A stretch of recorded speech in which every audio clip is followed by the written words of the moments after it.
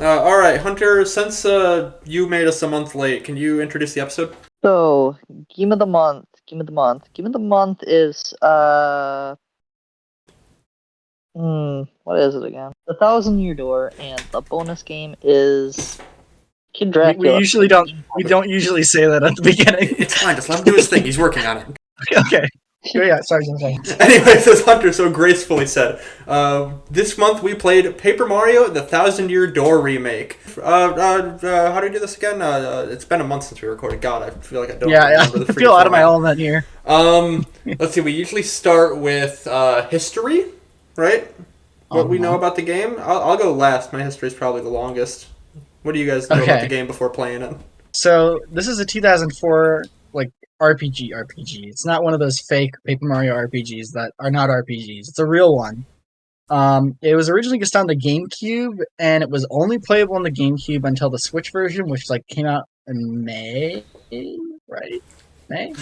Yes, I think probably. Okay, something like that. It's been a minute. And before this, there's only one Paper Mario game on the N64, which is pretty well received, but this one's really well received, bizarrely well received. And it's also the last one that follows that traditional JRPG structure.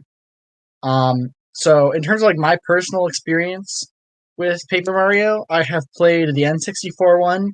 We've all played Sticker Star. I've played Color Splash, and I've played a decent bit of Super, but I've never actually played TTYD. I really like my favorite of Paper Mario games that we have played. I really love 64 the most, so I was really excited to play this game, especially because I've heard such great things about it. And I'm really into RPGs and turn-based combat. So it seemed like it was going to be up my alley. Yeah, I knew it was an expensive game for the GameCube, as all GameCubes are. And my experience with the Paper Mario franchise is I played Sticker Star. God, what a good history! That's actual torture. I think Satan makes you do that when you go to hell. All right, and then my history with Paper Mario. I believe I already had a Wii at one point, and I had Super Paper Mario on it. You have to keep in mind, I'm a 2005 baby, so I just already had this stuff. And we went to GameStop once, and I saw a cool used game called Super Mario Sunshine and Paper Mario: The Thousand Year Door, and I wanted both of those. And now my parents, who are not tech savvy, were like, "Oh, we need to play GameCube games, but we only have a Wii. We need to buy a GameCube." So we also bought a GameCube and controllers and the two used games for $40, which is the best deal ever. And bro, what the hell is this investment? I know, right? And I absolutely loved Sunshine. I adored it. And then Thousand Year Door, I played the first area, got to the end of the first area. I was a dumb, stupid, dumb child. I was 4 at the time. Did not know how to progress and gave up. Oh, I should also mention that with that bundle, I also got Luigi's Mansion. Well, still for $40. That broke, though. That's true. Those are two great games in Super Mario Sunshine. I will strangle you where you stand. Bro, I would love to do an episode on Sunshine, but that is I think we've brought up Sunshine on here before, actually. We've brought up playing Sunshine every episode, and then it never gets added to the wheel. It is not happening. I guess part of this as well is the announcement of the remake was a big deal. As I said, I've had high expectations for TTYD my entire life, aside from backtracking stuff I've heard about. But the announcement of the remake was I mean, everyone agreed it was a big deal, even if you aren't a Paper Mario fan. So, I handled it pretty calmly. No, yeah, I think so. And then I assume you're going to throw a clip in there. No, okay, what? I know how it works. No, this is a live podcast. This is just going up 1-to-1. Oh, yeah. It is $60. It is 30 FPS, but I was very excited for it, and I popped off. Hunter disagrees. Yeah, my expectations were incredibly low. I understand it. Really. The only Paper Mario game. So, have you ever played any of the other Mario RPGs, or is it just Sticker Star? Never even touched them. Never even touched them, okay. I touched Super Mario RPG, and I got through probably 6 or 7 hours of it, and I kind of got bored. That's almost the end of the game. Yeah, that's half the game. Yeah, my Wii got unplugged from my TV and not really plugged back in much after that, because I think I got my Wii U at around the time I was playing that. So Gotcha. that caused me to stop playing it. Great investment. I mean, I've played in like all of the Mario RPGs. Like the only ones I haven't played are, well, up until this point, TTYD. And I honestly wouldn't even count the other Paper Marios I haven't played as RPGs. So it's pretty much just TTYD and Partners in Time. I've played all the other ones, so, and I like them all. I don't think there are any bad ones. I only haven't played Partners in Time, and I never finished Color Splash. But, like, that's not really an RPG. It's kind of just yeah, paint. I wasn't counting it. Anyways, we should probably start talking about Thousand Year Door. Right? Is that what we normally... We did history? Can we start the game? I think that's it. Alright. You guys started the game? Oh yeah, Hunter never started the game. That's why we're 2 months late. Oh, yeah. So, paper... Go on. Alright, so let's go. No. Okay. I'm fucking closing the call. So, you start the game, and just like the GameCube version, it goes straight into the storybook. What did you guys think of the storybook intro? I think it is phenomenal world building. I don't like the music. You don't like Jesus the music? Christ, it was long and boring as hell. I liked it. But I just don't like the music.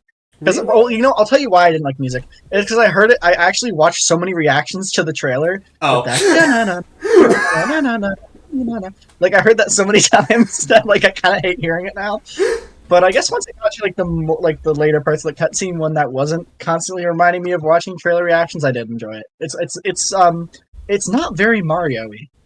No, not at all. You would honestly not know it was Mario until the chain chomp appeared. It is painfully long. Like, it was terribly boring and just so long. It is pretty long. That is fair. It is long, yeah. I mean, that's honestly true. If you include the Princess Peach part in it, then yeah, it's very long for the intro. Before you even get to select a save file. We'll get more into pacing as a topic, I think, as this goes on. One of my first impressions as part of the intro, I love the Paper Mario 64 music, which I know wasn't in the original, but it's such a good arrangement.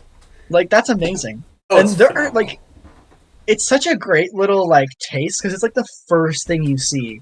And the very first, like, thing this game tells you is, oh, yeah, we're just gonna add shit. Not, like, gameplay things, like, little visual audio things, just, like, constantly. Mm-hmm. Like, there is going to constantly be stuff in this game that was just straight up not in the original. And I wasn't actually aware of how much of that was going on until after I looked it up and I had finished the game. There's a lot new. Yeah, there's a ton. And I like that it only plays when Parakarry is on screen, because he's from the first game. Yeah, like 3 seconds. It plays, like you said, 3 seconds of the entire arrangement, which is all very good, and it's, like, over a minute long. For real. What's the official Peach nudity in the original? I'm sorry, what was the question? I didn't hear. Official Peach nudity, was it in the original? Yes. there was some Peach nudity that is new to this game, but we'll get to that. It's going to be a few hours. So I guess we'll go back and forth here. So Mario gets a letter from Peach inviting him to a place called Rogueport. He's got to find some treasure there. Peach opens a box, and you can do this better than me. It's worth mentioning also quickly, another little audio thing I don't believe is in the original. I'm checking right now. When Mario is reading the letter, it plays the Super Mario 64 letter music, or a remix of it. I didn't even know that was a thing. Anyways, yeah, so Peach was going on a vacation, I believe, and they stopped in Rogueport to get some fuel, most likely, I think, probably. I don't remember exactly. Fuel for what? Their boat! They're on a boat! It's run by paper! I assume. In a world of paper, I think everything is paper. That sounds like a tagline in an ad for Sticker Star. Anyways, and then an old witch of some kind is like, dearie, come open this box. I can't open it because I'm ugly, and we're doing the same thing with our hands right now. Are we? No way. That's fine. and the Peach is like, oh, okay, I'll open the box, and the witch is like, hey, if you were able to open it, you can keep the stuff inside. And then it glows, and she found a map, and she mails the map to Mario, and is like, well, now you gotta come because I gave you the map, and I can't do this without the map. And Mario gets there, and he's fucking gone. That catfish. Yeah, that's the entire plot. Basically, Peach got kidnapped by Bowser, and Mario has to save her. Really revolutionary for the time. There's a part, I think it's, what's the guy's name? Crump? Lord Crump? Lord Crump? Lord Crump. Yeah. He jumps Mario at the beginning, and I didn't know his name yet, though. So I just wrote Mario gets jumped by purple guy. But that happens, and we meet Goombella, who is our very first partner! There's partners in this game. We have actual characters joining us for our adventure. That's new. That's not the standard in this series. The villain of this game is not actually Bowser. It is space Nazis. X-Nazi. They're basically Nazis, and their base is in space. Yeah. It's kind of concerning imagery. One of the first things I noticed about this game that is just like whiplash from Sticker Star is like, you know, Sticker Star has like funny writing, but it doesn't have that kind of like awesome like Paper Mario juxtaposition of like Mario characters talking about real shit randomly. Like, I love how you walk into Rogueport and you start talking to NPCs and they're talking about, like, credit card fraud and turf war. It's, like, the greatest thing. Like, it's immediately so much better. The best example of that, like, the most out-of-left-field example of that, in my opinion, is in, like, Chapter 4, I think it is, when you're talking to the Ravens. They just bring up, like... Oh, yeah! Oh, my God, yeah. They bring up, like, their home internet and stuff. I don't think we're like bring up global warming or something as well. Like, the depletion of fossil fuels. Yeah. All of that dialogue was from the original game, by the way, in 2004. Didn't age that poorly. No, not really. Anyways, Mario helps Goombella get away from the weird space Nazis, and she agrees to go along with him on his adventure. And she brings him to... That's my favorite game of all time, and I can't remember fucking Frankly, I can't remember Frankly's name. We need to go get crystal stars. Yeah, you look at the map, and Frankly's like, "Oh, this is like the thousand." Oh, that's just my old person voice now. Oh, this is like the legend of the crystal stars. We need to go down to the funny door and go try and open it, and you can. But it tells you where the crystal star is, and you have to take a pipe to go get the first crystal star. The whole thing with the map opening up and it's like the color coming into it, that's all new, right? Yes, it was not in color, or no, I think it was always in color originally, but yeah, like stuff just popped up. Animated it. Yeah. Yeah, it's more animated now. 2003? No, the original Thousand Year Door was entirely black and white. That's correct. It was actually a creative choice by Christopher Zack Nolan. Snyder's Thousand Year Door. Yeah. Before we go any further, I already kind of talked about my like initial first impressions of the remake. Hunter, what were like just from these opening few minutes? What was your very first like few thoughts on this game? I am bored as hell. Better or worse than the opening of Sticker Star? I couldn't figure out what the hell I was supposed to do in the intro to Sticker Star. Okay. Yeah, you know what? They don't tell you that stuff. Okay. So yeah, this is good. We're off to a good start. yeah. We're killing it. Anyway, so right off the bat in Rogueport, you notice two things. One, the atmosphere, very depressing. Oh my god. Yeah. There's just a noose in the middle of the town. In the original Japanese version of the game, there's a dead body in the back alley. Yep. Like, this game is moody. And it does not fit Mario at all. Yeah, I mean, I knew about Rogueport because, I mean, Rogueport is iconic. So, of course, I know about Rogueport.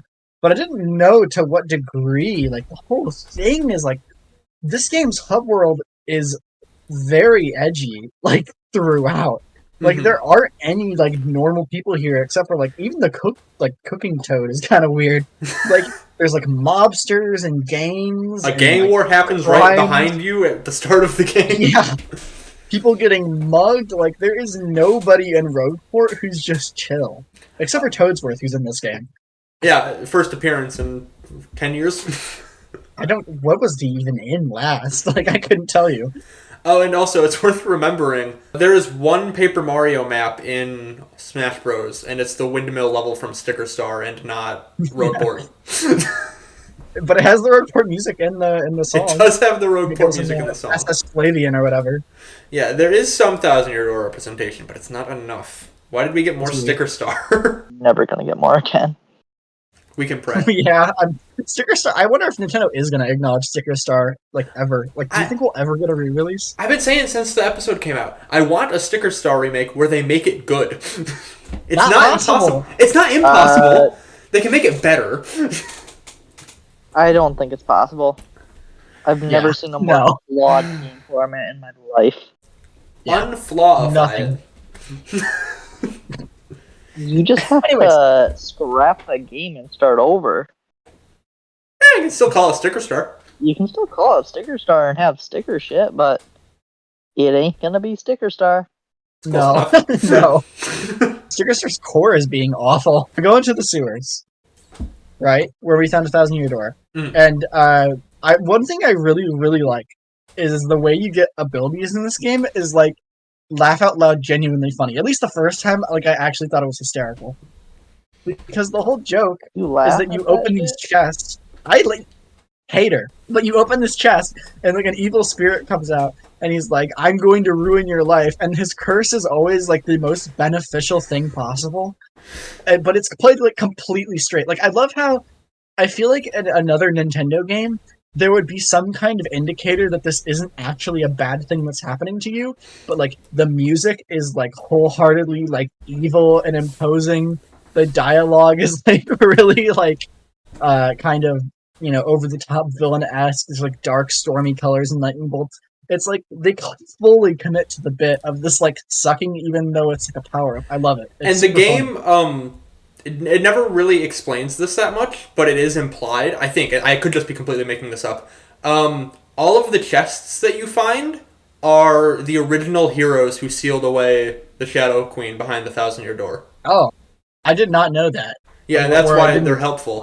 But it's very loosely implied. Interesting. I don't know. I just thought those guys were super funny. Who knows? I don't remember the entire lore explanation, but it is explained. Sticker Maybe Star it's a bit wishes for them too. They're just little pranksters. I especially, I we'll get to it later on, but I especially like the one that is like really apologetic about it. Yeah, wait, the one in Kill All Key that's like, oh, you already know I'm gonna curse you. Yeah, okay, true. All right, fine. Yeah, just go on with it. I love that. That was awesome. This game isn't like, okay, I don't think it's usually laugh out loud funny. I just think it's like smirk funny. But there are moments in this game that are like genuinely very good, like that, like good one-off jokes. Mm-hmm. And that's the best. I think that's my favorite recurring bit with the stupid chests. I think the two best like what's it called like performances of that are Thousand Year Door and Origami King.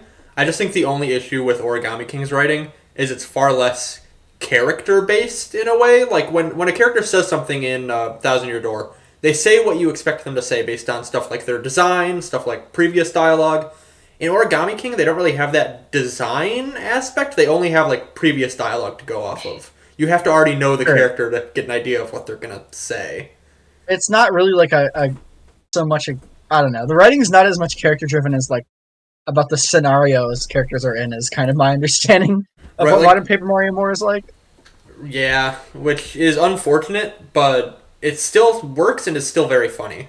Like I would honestly say Origami King is the funniest Paper Mario game, so it balances out. Another thing you'll notice while you're in Rogueport is they retranslated the entire game to be more accurate to the official the original Japanese version, which came with some controversy. We will get into it, but also it had a weird effect of making some of the writing way better and some of the jokes hit harder, and some more appropriate jokes, or make some jokes more appropriate, but it makes them sort of less funny in a way. Like when you first enter the sewers, in this version, the remake, there's a bunch of Goombas that are like upset that you came down to the sewers because like, oh, you're snobs, you shouldn't be here. But in the original, they just want to fuck Goombella. Yeah. Like it's crazy. Yeah. Yeah, no, literally. In this one, they make fun of her for being like a student, like a bookworm, basically. Right, like she's too posh. Comes across. Yeah, but that doesn't even really like align with. She's kind of an asshole, but she's not like nerdy, I guess. So it comes across as strange. The original makes more sense because like we have other villains in this game that are like completely deplorable, and we hate them for being deplorable. So to me, it's kind of odd that they would take this one out when it's clearly being positioned as a bad thing. But on Right. the other hand, I don't care. Like Hunter, for reference, one of the lines in the original game is a Goomba walks up and says, "What's a fine-looking Goomba doing with a tubby man like you?" Like, Right. the original game is unhinged. The hell was going on at the beginning of the last game? Was there about to be a? You cannot say that in the first 10 minutes of the video. I was just saying, like, that's one thing with Thousand Year Doors writing too. Everybody wants to get Mario's pants all the time. It's so funny. That's like the best really bit funny. in the game. Okay, God, we'll get to the other ones, but like that one's bizarre, right? Because it's genuinely every female character, save like one or two exceptions, hits on Mario in this game. It's insane. To be fair, yeah, it's not even really being fair. I think every female partner has some sort of crush on Mario. Oh, yeah, you're not being like that's not a hot take. But True. in the interest of being fair to the game's writing, they're all different types of crushes. Yeah. In a way. It never gets old. Once we learn like the MacGuffin quest of this game, right?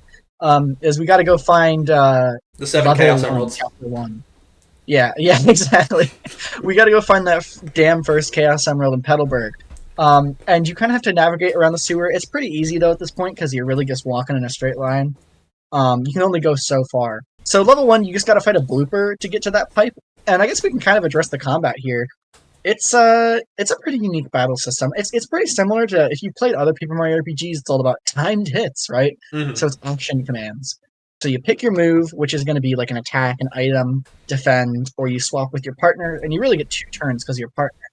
And then when you attack, you time your hits. It seems like this would all be basic, but they managed to fuck it up in every subsequent game. So that's why I'm explaining it. Yeah, they show you when you're supposed to perform your actions. How come they did not do that in Sticker Star? Because I never got it down. I didn't really have a problem with it that much in this game. In Sticker Star, I couldn't hit that shit like once. Hunter, I do not know how to hammer this home fully, but you do not have to ask. The answer is because Sticker Star hates you. Like, genuinely. It just hates you. Like, I know the Mario and Luigi games have, like, practice modes in the later ones, at least, right? Mm-hmm. Like, what happened? This game even has practice modes for the freaking stylish moves, which were not explained at all in the original game. How I found out to do stylish moves was I just found this one character in, like, the ghetto of the sewer, and, like, they explained stylish moves to me. I never figured them out and never did them. Damn. So, Yeah. Stargate stayed empty. the most efficient way I found to do stylish moves was just button mash. That works. Wait, what is it, though? Because I never learned. So It just gave you, like, extra stars. yeah, so Yeah, how do you do you press the A button at a time other than the action command. So, like, let's say you're doing a jump attack. You jump when you hit the enemy, and then when you're midair at the peak of your jump, you press A again, and you get extra star points. Or not star points, you get extra, like, star gauge. At least on Mario, you can chain it, like, 4 times in a row on certain attacks. Yeah. I never, like, on that one with the blowy stuff, I never chained it more than once. I'm forgetting her name. Francine? Flurry. Flurry. The fat blowy one. But yeah, I really like this game. Has like a it's not so much of the combat system's like super unique because honestly, in all actuality, it's extremely similar to Paper Mario on the N64, like virtually identical. But it has a lot more like little tiny abilities, badges, which are basically like they have it in like most of the Mario RPG games, but it's just like equipables that give you little extra perks, stat booster abilities. Those are really great. It just has a lot of little tiny tweaks that make it interesting, and the setting of the combat being a stage play is awesome. And the fact that they even tie that into gameplay, it's so cool. I remember before the game came out, because it was okay, shut up, Hunter. Because I remember before the game came out, people were complaining that, oh, it's 30 FPS now instead of 60. Super guards are going to be harder now, right? One, good, the game is incredibly easy. And two, Yeah. my brother in Christ, the game being harder is not necessarily a bad thing. And three, it literally wasn't even harder. Let me put it this way. I did not die until the final boss in this game, nor did I even come close. I think I died because I wanted to see if there's anything different if you read Ghost T's journal. But that's it. okay. I actually looked that up because I had a feeling it would kill me, but I would have died there if I had seen it. I was going to say, do we want to take a second to talk about the soundtrack? How much time do you have? Far and away, my favorite part of the game is the soundtrack, and it's not. It's so good. Like I've heard the original TTYD soundtrack in its entirety. I listened to it for this recording, like using the in-game player, and then I looked up what I needed to fill in the blanks. Mm. Not only is there way less music in the original, but I feel, with maybe one or two exceptions, every track is better. There are more music. Oh my god. I want to wait to talk about some of the music in this game when it happens, but I genuinely think this is one of the best video game soundtracks I've ever heard. It is my favorite video game soundtrack. It's my favorite video game. I'm spoiling it. It's fuck it. Yeah, we can get that out of the way. But I think this might be in like my top 15 video game soundtracks. And if you know about me and video, like I have like at least 20 video game soundtrack CDs. Like I like to collect game soundtracks. I'm like super critical of game soundtracks. Music is like super, super, super important to my enjoyment of something. And this game absolutely smashes it. Like I genuinely had a fantastic time playing the entire game at all times because of the music. Like, sure, there are low points in this game, which we'll get to, but I genuinely was never having a bad time because I wanted to hear it. It's almost like an album because you're hearing new music all the time in this game, and it's all phenomenal. Like, I was just shocked. And there's so many incidental themes. The best part is, I know you probably listened to the entire soundtrack by now, but in gameplay alone, I guarantee you there's songs you missed. That's always the best part. There's always more. So a few things. Just for reference, quickly comparing it to the original. Sure. The original soundtrack on YouTube has 147 tracks. The remake has 403. See, I mean, I knew it would be like that because, like, even if you there's a way you can listen to the original soundtrack in this game by equipping the nostalgia tune badge, and if you do that and you go to the music player, like half the tracks are disabled. It's unbelievable. Like, I was just shocked. I didn't think it would be possible that the soundtrack is this good, but it is. It is one of the best soundtracks I've ever heard. Like Coop's theme, not even in the original. Not even in the original. None of the partner themes are in the original. None of them. I mean, that I was shocked by. Because, like, I looked that up afterwards because I was like, okay, surely it's missing from the Nostalgia Tunes OST due to some, like, glitch or something. No, it's like, they made that for this remake? Like, in the year 2020... Well, it's probably in development in, like, 2022, but you get my point. Like, I was appalled. I mean, I cannot stress enough. I'm ranting here and rambling, but I was genuinely shocked by how amazing this... I think this will end up being my favorite soundtrack of the year. Easily. Easily for me. Persona 3 Reload came out this year, bro. Like, do you understand? Like, that's wild. My favorite part of the soundtrack compared to the original is, like, obviously they made a bunch of brand new songs, but they also added a brand new segment to every single boss theme. So, like, you get, like, a reprise of Dupless's theme, you get a reprise of, like, the Three Shadows, and my favorite one, because it caught me so off guard, is Cortez, because it goes from, like, generic Pirate Ghost to just Doom. The new part just sounds like a Doom Turtle song.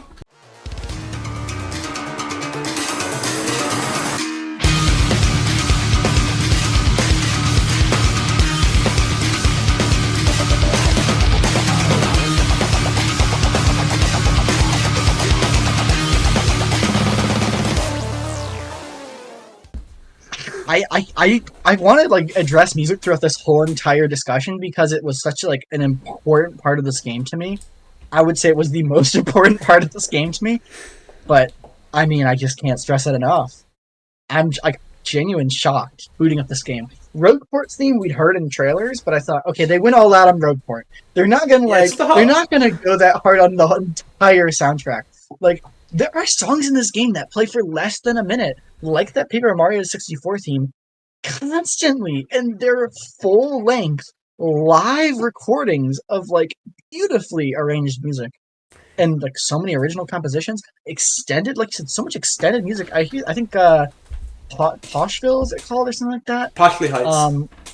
Poshly Heights is like double the length or something. Like they just added new melodies. I'm just shocked. And I'll leave it there. So this is my new favorite video game soundtrack of all time. My old favorite was Origami King. Yeah. And Origami King also did that exact same thing, where like you complete a quest and then there's a brand new song that only plays in that area until you leave that area. Yep. And it's always a banger. The entire soundtrack is amazing. This game is absurd. The entire music team is on my list, but like my good list, not my bad list. Yeah. The Sticker Star team is on my bad list. Oh, yeah. I would say this is the most excessive video game soundtrack I've ever heard. Like, considering the scope of the game itself, the amount of music in the original, and the age of this game, and the fact that the soundtrack was already good, it's entirely unnecessary that they went this far. The fact that there's a different battle theme for every area, but not only that, but also different versions of every intro to every battle theme, depending on if you get hit first or get a hit first. What are they cooking, dude? It's insane. But anyways, let's move on from music. Well, trust me, it'll be coming back constantly. But in Petalburg, the whole story here is that there's a big old dragon named Hooktail up in their castle that's like terrorizing the Koopa village in Petalburg. Koopas go there to fight Hooktail and they don't come back. Mm-hmm. And our partner, who kind of, I would say, is the protagonist of this story arc, and that's kind of how it goes for the next few chapters, right? Yeah. Is Koops. And Koops' dad went to go fight Hooktail and didn't come back, which is kind of cool. It's a slightly interesting story. It's more than Sticker Star had to offer. Kind of dark for a Mario game, honestly, in the grand scheme of things. Yeah. I like how we get to meet, like, Koops' entire family, too. Like, you know, we talk to, like, his town, his hometown, and his girlfriend, and, like, they actually interact with each other. And his girlfriend, bare minimum. His girlfriend, Kooky Koo, I would say honestly gets upset for incredibly realistic reasons. Like when he's leaving, like. Oh, that was his girlfriend? I thought that was his mom. Bro. You know how in Mario and Luigi Paper Jam, there's an option where if you just hold right trigger, it skips all the dialogue and just like fast forwards the game. Hunter was playing with that turned on. How he played. That's how he played. There's a funny toad that says Fire Emblem rocks his socks. I like how there's a guy named... Okay, so I noticed that General White is here, because I'd heard about General White and how people absolutely despise everything about General White. I noticed that he was here and that he was, like, depressed. And I don't know, I thought that meant he was coming up soon, but it turns out, nope. Not even remotely.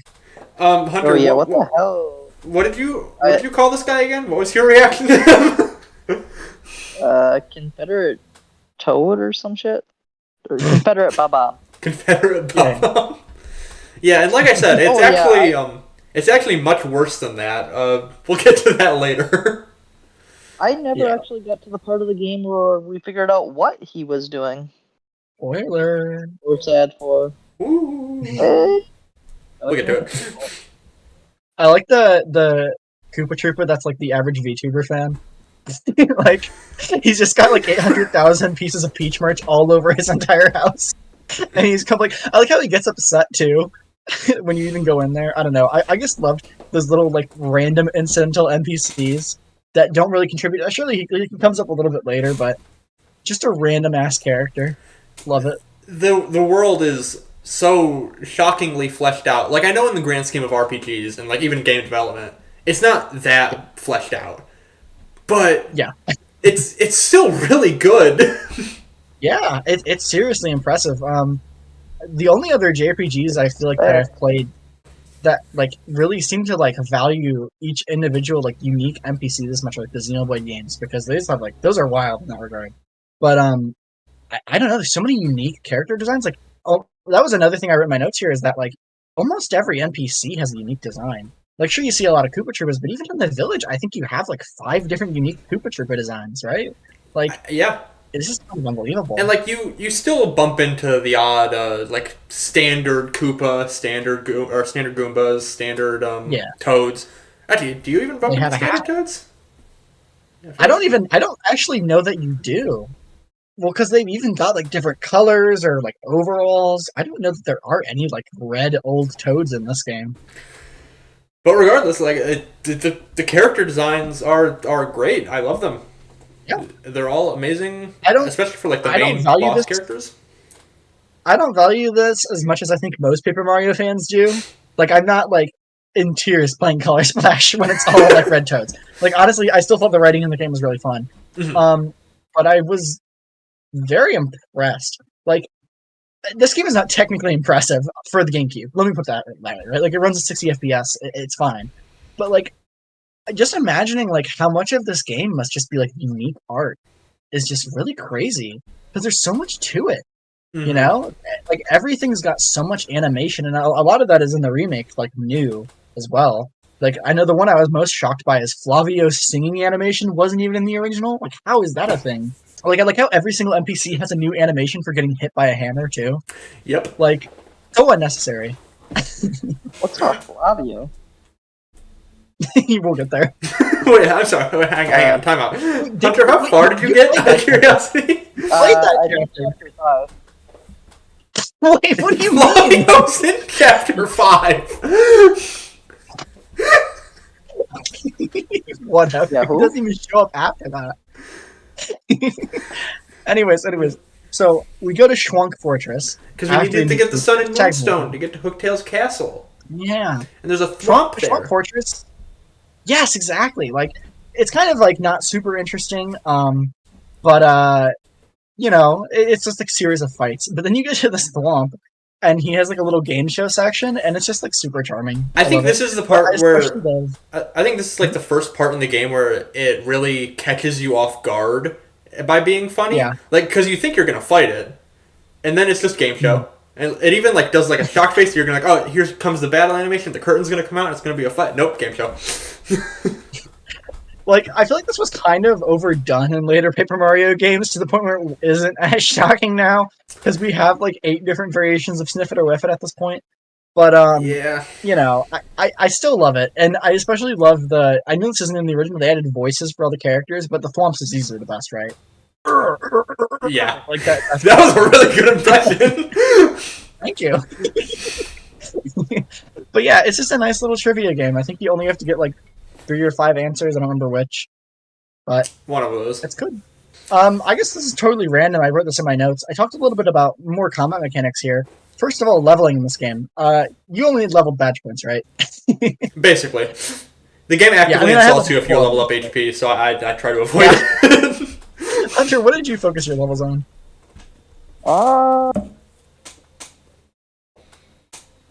Yeah, I don't even Rodent know if you focus. can consider my levels focused because I didn't complete. Yes. I would say I didn't even mix between badge points and HP, and I did flower points once. I With mean, 10 that's not FP? that bad, actually. That's not awful, but you had 10 FP up until chapter 5. I actually also think I had like 10 FP. Well, the thing is, I didn't really use those moves that much, honestly. I kind of get stuck to the basics. really? This game's easy enough. You kind of I get stuck to use the those basics. games extensively. You don't know how many times I use Sweet Tree. That's probably why I was 26 hours in only by chapter 5. I was Yeah, using yeah. Sweet Tree for like half my turns. This is, I use the upgraded version of Sweet Treat like 24/7 in my run. So you guys say you use Sweet Treat and Sweet Feast a lot. The more you play the game, the more you realize you never have to use those, and in fact, those are probably some of the worst special moves. Like, did either of you use Power Lift at all? Okay, What the hell is a power lift? I don't think you even got that, No, but you beat Chapter 3. It's Chapter 3 where you get oh, Power is that Lift. really? Yeah. Well, you know, I started using it. Yeah, never touched it. Like chapter 7, chapter 8, I started using that more often, and I realized how busted it was. Yeah. But I don't know. I didn't find it like a raw stat boost in this game not as fun as like healing constantly. Oh yeah, to it's me. not as fun. But yeah, But it's like definitely better. Yeah. they're the like there's so many busted abilities in this game. Like Showstopper, this game's so easy. it costs 2 SP. Yeah. It has like a 90% success rate to kill every enemy. It just works. Oh, wait, it's that high? Yes. Hey, Wait, fun fact. I like never used that. It doesn't work on bosses, but it does work on Bowser. Bro, why? Anyways, I'm not skipping ahead story-wise, but after Chapter 1, I always go straight to the Pit of 100 Trials and do, like, I think it's 40 floors, because you get a hammer called Fire Drive, and that ability is busted. So... Oh, I don't know was any of those. doing it multiple times, and I was heavily encouraged to go back before I got to floor number 40, because supposedly I was quote unquote wasting my time and just going to die. Yeah, that's actually probably a good call. Honestly, you could not... There's a really steep difficulty curve after level 50, so you would not make it past there until, like, post-game. Well, I should clarify. He wasn't just trying to go far. He wanted to beat it. You wanted to beat So, it? No, yeah, and I was no. like, not happening. Like, you could sit here for I heard hours and try. It's just not going to happen. When you get It to the is last possible to 10 do it levels, immediately. there's an enemy that does like 20 damage per hit, Hunter. Yeah. I'm So? telling you, I told him, like, there's, Shield. okay. Okay, I mean, 19 I beat damage this, per like, hit. I did Pit up 100 Trials, like, I died to the final boss, and then I went and did it, and then did the final boss. I, like, last possible moment to do it. Hunter, everything we've just talked about, what are your thoughts on the OST? Yeah. Oh, yeah, we should last week with that. What are my thoughts on the OST? My thoughts on the OST. What would you want to know those for? The podcast, actually. No, I'm just curious. Oh, okay. yeah. They were... It was... You had game audio off, didn't you? What? For a lot of it. Yeah.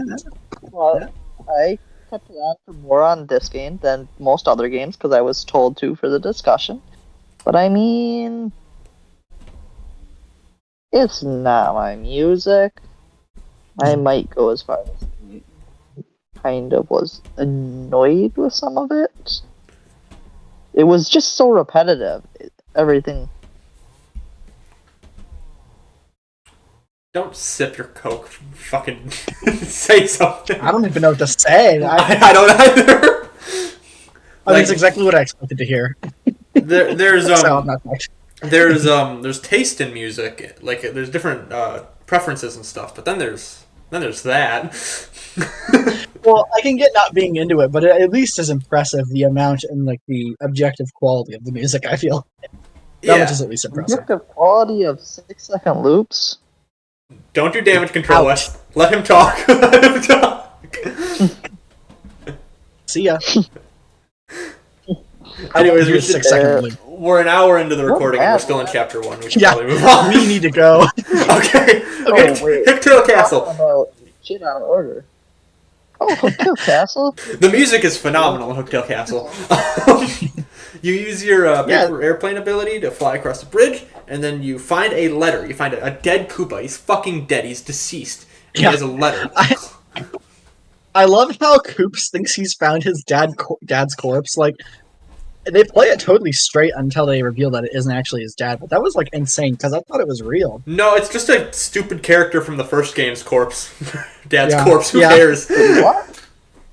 Yeah, it's a reference to 64. There's so many 64 references in this game. It's crazy. Mm-hmm. It's almost like it's a sequel. Imagine that. Making a follow-up to a game? The most follow-up we get in New Paper Mario is Luigi still has his Mario Kart car in Origami King. That's genuinely impressive. I was gonna say Hotel Castle is like, it feels like I don't know how this is gonna sound so not sentency, but it reminds me of it just reminds me of a GameCube game. It just feels like I'm playing a GameCube game. Like it reminds me of like a Wind Waker Zelda dungeon, right? And you know what that is? It's 'cause there's a red dragon in it, but it's kind of I don't know. It's very basic. It's very colorful, but it's fun and it has like little witty moments and cool little aha. Like this is where you get the turn sideways ability, which is actually like my favorite in the game. Just because it's like it's really cool because the places in which you use it that were not previously obvious, it's pretty subtle. The turn sideways ability. You know, I personally wasn't a huge fan of it because it just took. Not that I'm not a huge fan of the ability, it's just like the animation for which you squeeze through shit took forever. Okay, that's true. That's fair. That's They, actually really true. Yeah. they changed it in between games because in the original, it just made his model smaller. Like he still spun like that, but it made his model smaller, so you could just walk straight through it. In this, he like lines up with it and wiggles through it, and then just pops to the other side. Oh, that wiggle nonsense was new? That's a bad change. Yes, I agree. I think you get kind of used to it, but I do prefer how it is in the original. You are right. Yeah, because Hunter, honestly, that's fair criticism. It takes way too long. If I can complain about Fez being slow, you can complain about that being slow. That's true. I don't know. I guess I can just address this now. I'm not really a fan of this game's pacing. Like, I think it does a phenomenal job at constantly introducing things. Like, that's totally fine. Like, there's constantly new writing, new characters, new music. Like, I've always had something fun to look at, so I'm always having fun. Mhm. But I feel like each, like, longer arc of the game just takes a little too long. Like, you know, I don't know that we needed to do Schwunk Fortress and Hooktail Castle, right? Like, I feel like, less so Chapter 1, but it just feels like there's a little too much dialogue, a little too much exploration in each of these chapters, and maybe it's just me being petty, but I don't know. It's a little bit padded, in my opinion, despite nailing variety and like the amount of content. At the same time, it feels like it's not spread thin. It's just too much. Like, I genuinely would prefer a shorter game. Honestly. I agree in the sense that like everyone always complains about the backtracking. I really don't think a lot of the backtracking is that bad. It was worse in the original game, but it's not bad. I think if they cut out the backtracking, that would perfectly accomplish what you're talking about, like completely. Like Maybe. you go like in the first chapter, you go to Petalburg, and you go to Schwang Fortress, and then you go past that, and it's Hooktail Castle. Like just a straight line instead of going back. Even more than that, though, like, and I think Hunter might agree with me on this one. I think there's just honestly too much dialogue in this game. I mean, the thing is, it's really fun. It's great dialogue. Like, it's genuinely great. But, like, okay, like an example, right? After, like, pretty much every chapter, you go back to Frankly's, and then you walk all the way down there, and you go through that whole thing. And it's just, like, I feel like we could have tightened that up a little bit. It's not, like, the backtracking that bothers me. It's just all, like, the talking in between, right? It's just a little bit too much for me. Just, like, a teensy little bit too much. And it's, like, it's close to perfect. It was though. a hell It's of a not bad. lot bit too much for me. Well, I could have told you that. I don't think you want any dialogue, Hunter. Yeah, I mean, and that's honestly yeah, fair. Yeah, that's I mean, a valid everybody. preference, but Yeah. like that's just my point. I think the it's not dialogue what is this game is. mostly fine. You are right with the pace. I don't think the dialogue is the issue in that sense. I think it's just like why do you have to walk back to the 1,000-year door? I mean, yeah, that definitely doesn't help. I think there's points in the game where you like start backtracking and then it just teleports you the rest of the way. It should really do that. Which is like, It should really do that more because like at the end of every chapter, like when you finish Petalburg, you're in Petalburg at the end. So you walk back. The moment you go through the pipe at the end, it should just teleport you to either Frankly's or the 1,000-year door. yep. I honestly think there should be a menu in the game that allows you to teleport to any of those pipes that are in the warp room, like at any time. Oh, Unless it's, like, yeah, walk yeah. off the That story. pipe shit was a mess in that basement. Yeah, it's not good. I don't like exploring between chapters to find the Absolutely next one. I didn't enjoy terrible. it. It was Just worse in the terrible. original. They were still Oh, I there. know it. They were still there, and they were still like the same warps, but it was like one long hallway instead of just being a circle of pipes, and they weren't labeled at all. It was awful. Oh my god, that's horrible. I mean, I still think it's pretty bad though. Honestly, I think the backtracking is still quite bad in this game. I think I'm they not fixed gonna it as well as they could have, and I'm happy. No, close. obviously, what we I already think talked the about was like menu. the teleporting thing, but I think they fixed it in a sense that it still maintains the annoyance of the original. It's like a perfect remake. It has like it fixes a lot of the issues, but it keeps some of the flaws, so you can. I guess backtracking's iconic. Right. It's a. So, and, you know, It's an aesthetic. Yeah. General White, I honestly don't think is that bad. I don't even think that's the worst instance of backtracking in this game because it has its charm. The whole point is that it's annoying and it's funny. Right. But I feel like the more smaller instances of backtracking, like going to and from the church in Chapter 4, for example, that's pretty bad. Yeah. Anyways, let's move on through Hooktail's castle. Is there anything we want to talk about leading up to the boss fight? I guess we find Mrs. Mouse, right? Or Miss Mouse? Yes, we find Miss Mouse, who you didn't know was a partner. Yeah, I didn't know that until I didn't know that until like, what, a week ago. Like, Yeah. I woke up to a random DM on Discord like Miss Mouse was a partner. yeah, I The genuinely hell had no is clue. Mouse? Yeah, She's the little. if you do a trouble quest. Oh yeah, explain who Miss Mouse is. Yeah, I was just gonna say she's the 100th horny character from Mario. She's the little rat with the red mask and the heart tail. She steals badges. She's a mouse. Hunter skipped that part. Yeah, yeah, it's not skippable, but yeah. If you go to the trouble So- center after it's either after chapter 4 or chapter 5, then there is a request from a question mark, and she tells you to go to Hooktail Castle to get her a badge, and you do that, and she lets you keep the badge, and you get her as a partner. Those requests are like shockingly worthwhile for being like so much like it's like a closed off part of the game. I would think like it's like one of the ability to upgrade partners again locked behind one of those or something. No, that's locked behind him standing outside the door, and you have to talk to him. Oh, what was the major? There's some kind of like hide and seek thing you do for some kind of major ability. I don't remember what it was. It doesn't really matter. It might have been like one of the. Fine. I know what you're talking about, but I don't remember. I don't. It's in here somewhere, but I'm not gonna find it in my notes. Oh, maybe we'll come back to something. I think the one you're talking about. I did all of them, so I'm jumbling them all up in my head. But there's one where they tell you how to make infinite money in the game. That's funny. That's not the one I'm talking about though. I'm pretty sure you have to find the hide and seek guy in Hooktail's castle for this. But I couldn't remember what it was about. Oh! Anyways, it doesn't matter. I think it's a mini game at the Pianta parlor.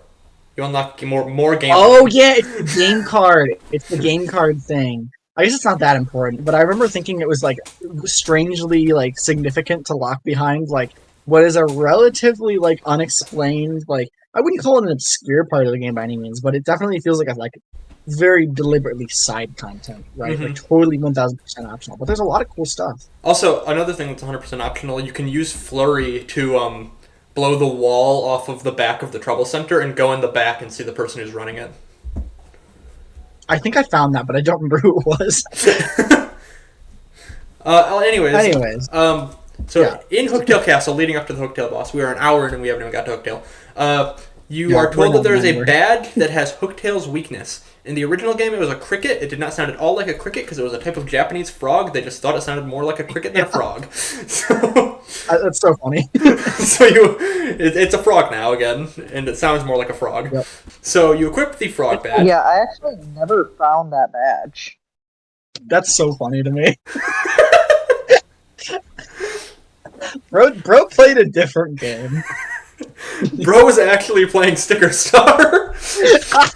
He didn't have the sticker he needed to beat the boss. His brother didn't get the baseball bat.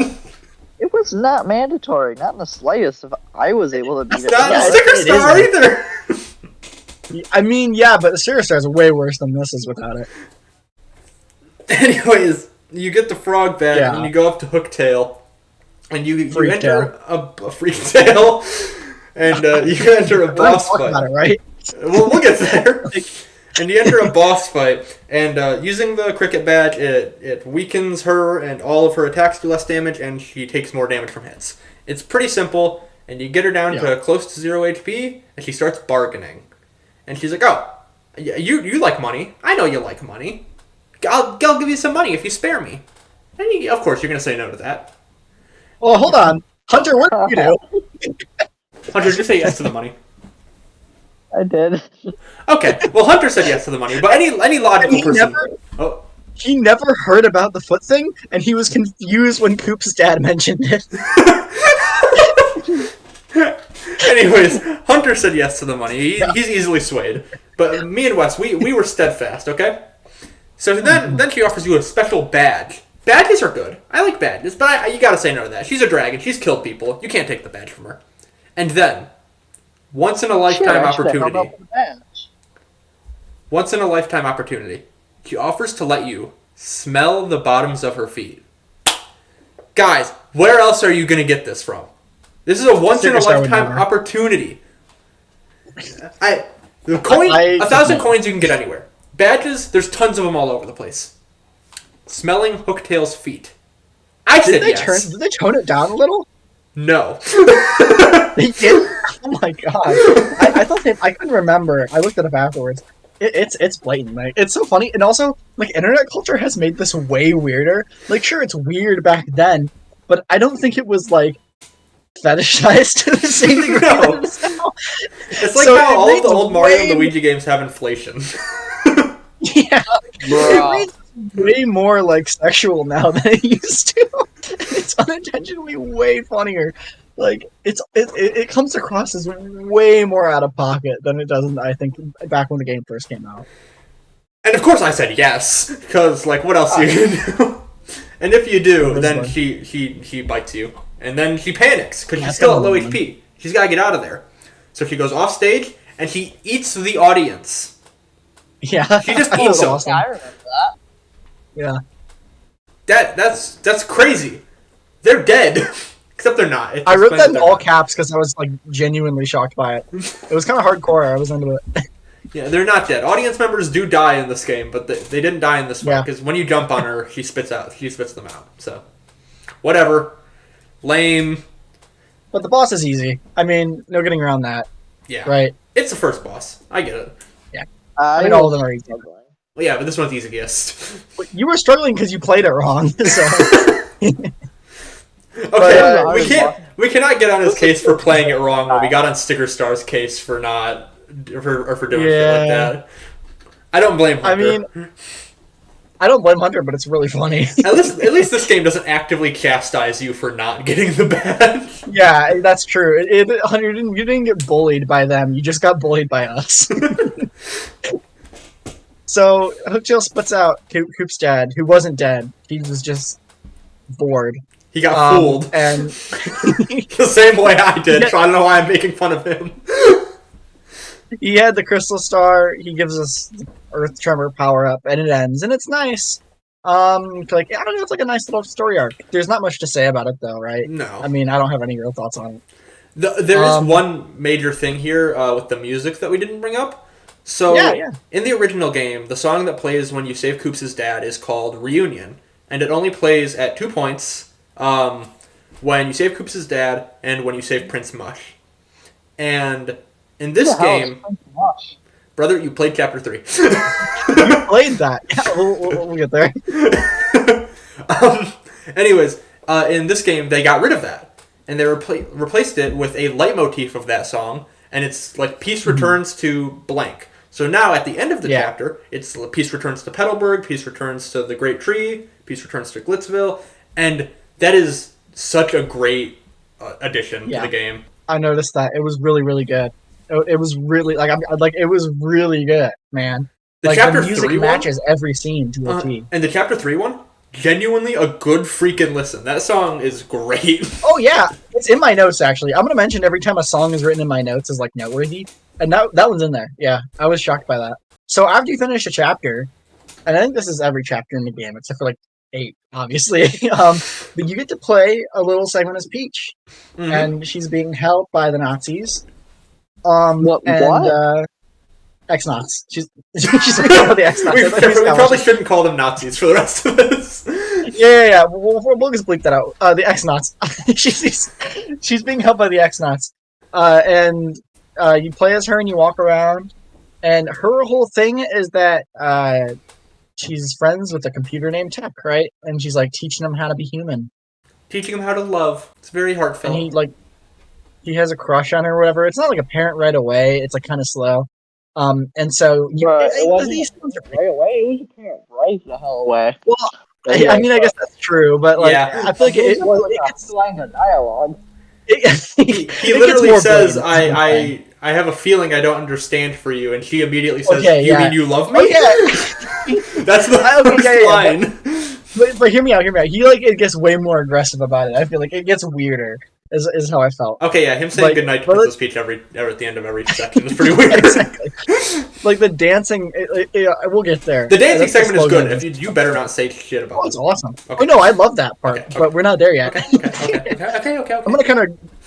I'm gonna run through these pretty quick because we got a lot to go through. But I like this part. You don't do much. You really just walk back and forth, take a shower, and that part's read funny. dialogue. Yo, That's good. Were, else. But why does her hair get undone when you leave the room? I don't know. But that is, I feel like, one of the cases of the Paper Mario team being funny in a way that's not just a direct joke. It's like, yeah, we'll have Peach take a shower right in the first chapter. Is it awkward for the player? Yeah. Yes. But you just have to sit through it, because it's funny. I genuinely think that's one of the most iconic moments in this game that people know about who have not played PTYD. That shit was optional. I know! Yeah, it is. You take a shower. You can do it like 8 different times in the game, too.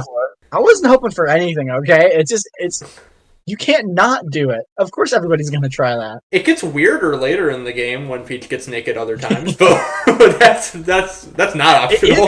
It gets really weird, actually. But that's really all that happens in this first one. And she gets to email Mario. You're also introduced in the to the 3 shadows. Yeah, Ooh. yeah. It's the first chapter of Classic the game. Shadow, Modern Shadow, and Adventure Shadow. Yeah. So and Boom Shadow. Mm-hmm. So Classic Shadow plays exactly how you'd expect him to. He has a drop dash now.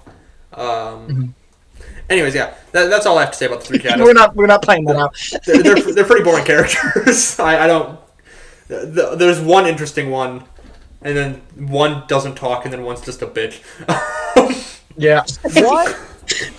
It's a good Twitter meme. Now we get to play as what? Bowser after the Peach one, right? Yeah, and Bowser is the comic relief of this game. Yeah, and Hunter, I think did you those are expect really that? way more fun. Hunter, did you expect that, considering What? you didn't talk in Sticker Star? Bowser was the comic relief? I forgot you didn't read dialogue. I'm sorry. As far as Hunter is concerned, Bowser doesn't talk in this game either. So I did not skip the dialogue. okay, that's true. You actually did make an attempt to engage with it, but at the same time, I don't feel like you didn't care really, right? I didn't care. Yeah. Okay. All right. So we're on the same page. But We he played talks with different Cammy. games. Yeah. He talks with Cammy about Cammy. All I have in my notes is Bowser is really funny. Cammy asked if I liked eggs. Back to Mario. So I don't really remember what happened here. No, you nailed it. But it doesn't matter. This point Okay. is usually where, when I'm emulating it, it crashes, because Bowser going through the wall in his clown car is not handled well in Dolphin. Look up Boundary Break on that, by the way. The way they pulled that off is crazy. Yeah, I've seen it, yeah. Yeah. But just complete side note. So I guess we'll just acknowledge this now. Luigi is super funny in this game. So after every chapter, you can go find Luigi in Rogueport, and he's talking about his own adventure saving Princess Eclair of the Waffle Kingdom, and it is genuinely hilarious. The first time that he has a partner, which I don't think you have at this point. I don't think he has a partner here. No. But when he comes back with the fried blooper, that genuinely I laughed out loud. Because it's so fucking funny. Because he talks up the story, and you think the joke is that it's a fake video game that doesn't exist. But then you talk to the partners, and they're like, "Yeah, no, this dude's a piece of shit. He almost killed me." It's just the whiplash is honestly super funny. I loved it. There is also another joke hidden in there that it gets lost in translation. I think we've talked about this a little, but I said I would save it for the episode. Yeah. Sure. Did you catch it at all? It's in the finals part of the story. I don't know. You tell me. All right. The final boss of the game is the Chestnut King. In Japanese, the words for chestnut and Goomba are very similar. It's the Goomba King from the first game. It's the tutorial boss. Rose Pun tutorial. Oh yeah, that's right. Booty Bow. Yeah.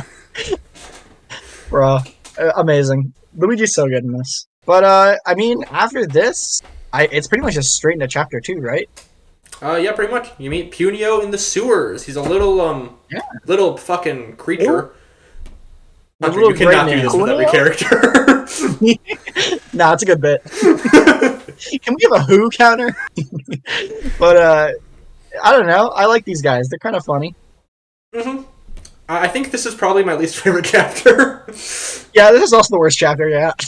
I mean, objectively. It's just really frustrating. It's shitty Pikmin. That's fair. I got lost too, actually. I didn't, because I've played the game 15 times. Yeah. But, I totally got lost the first 14 times. Luckily in this chapter... I mean, the gist of this... Okay. Sorry, go ahead. Luckily, in this chapter, you encounter the three shadows, and you need to fight them. And this is where you first learn that Vivian is an abusive sistership, and also one of my favorite battle themes in the game. I love the Three Shadows battle I was theme. hoping you were going to say it. Yeah, I was waiting. Oh, that's what I thought you were up for because like this is one of the best tracks in the game. It's unbelievable. Like this Those track. didn't really look like sisters because one of them looked 50 years older than the others. That's true, actually. They're all That's a good canonically point. thousands of years old, but you are right. Yeah, Vivian looks like a third of her age. But yeah, that battle theme's incredible. I mean, just like it's so long. I can hear it. Like, not many games I'll play 2 months later, and I'm like, random incidental battle theme that plays like 4 times. Oh yeah, I remember every note of that. Right? Like, never. The But Three this game, Shadows theme 100%. literally only plays twice, and it is burned into my It's memory. twice. It plays twice. It only plays twice. It was one of the standout, like, memorable themes of this game, and I didn't realize it played twice. I'm pretty sure it only plays twice because you fight them in the Bogley Woods, and then you also fight Yeah. them with Dupless in the final chapter. Yeah, that might be it. Do you fight them in like Wait, the very end? Chapter? There's a lot.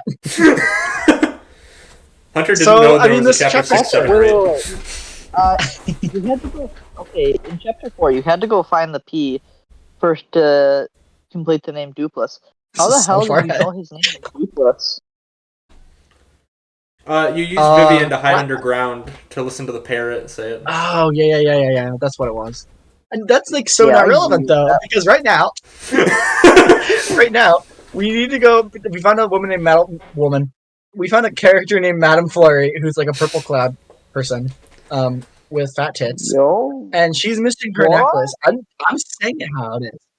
We're saying it how it is. Right? It's kind of odd that I always thought that even like, but when I was a kid seeing pictures of this game, that character design was like really strange to me. It's interesting character design.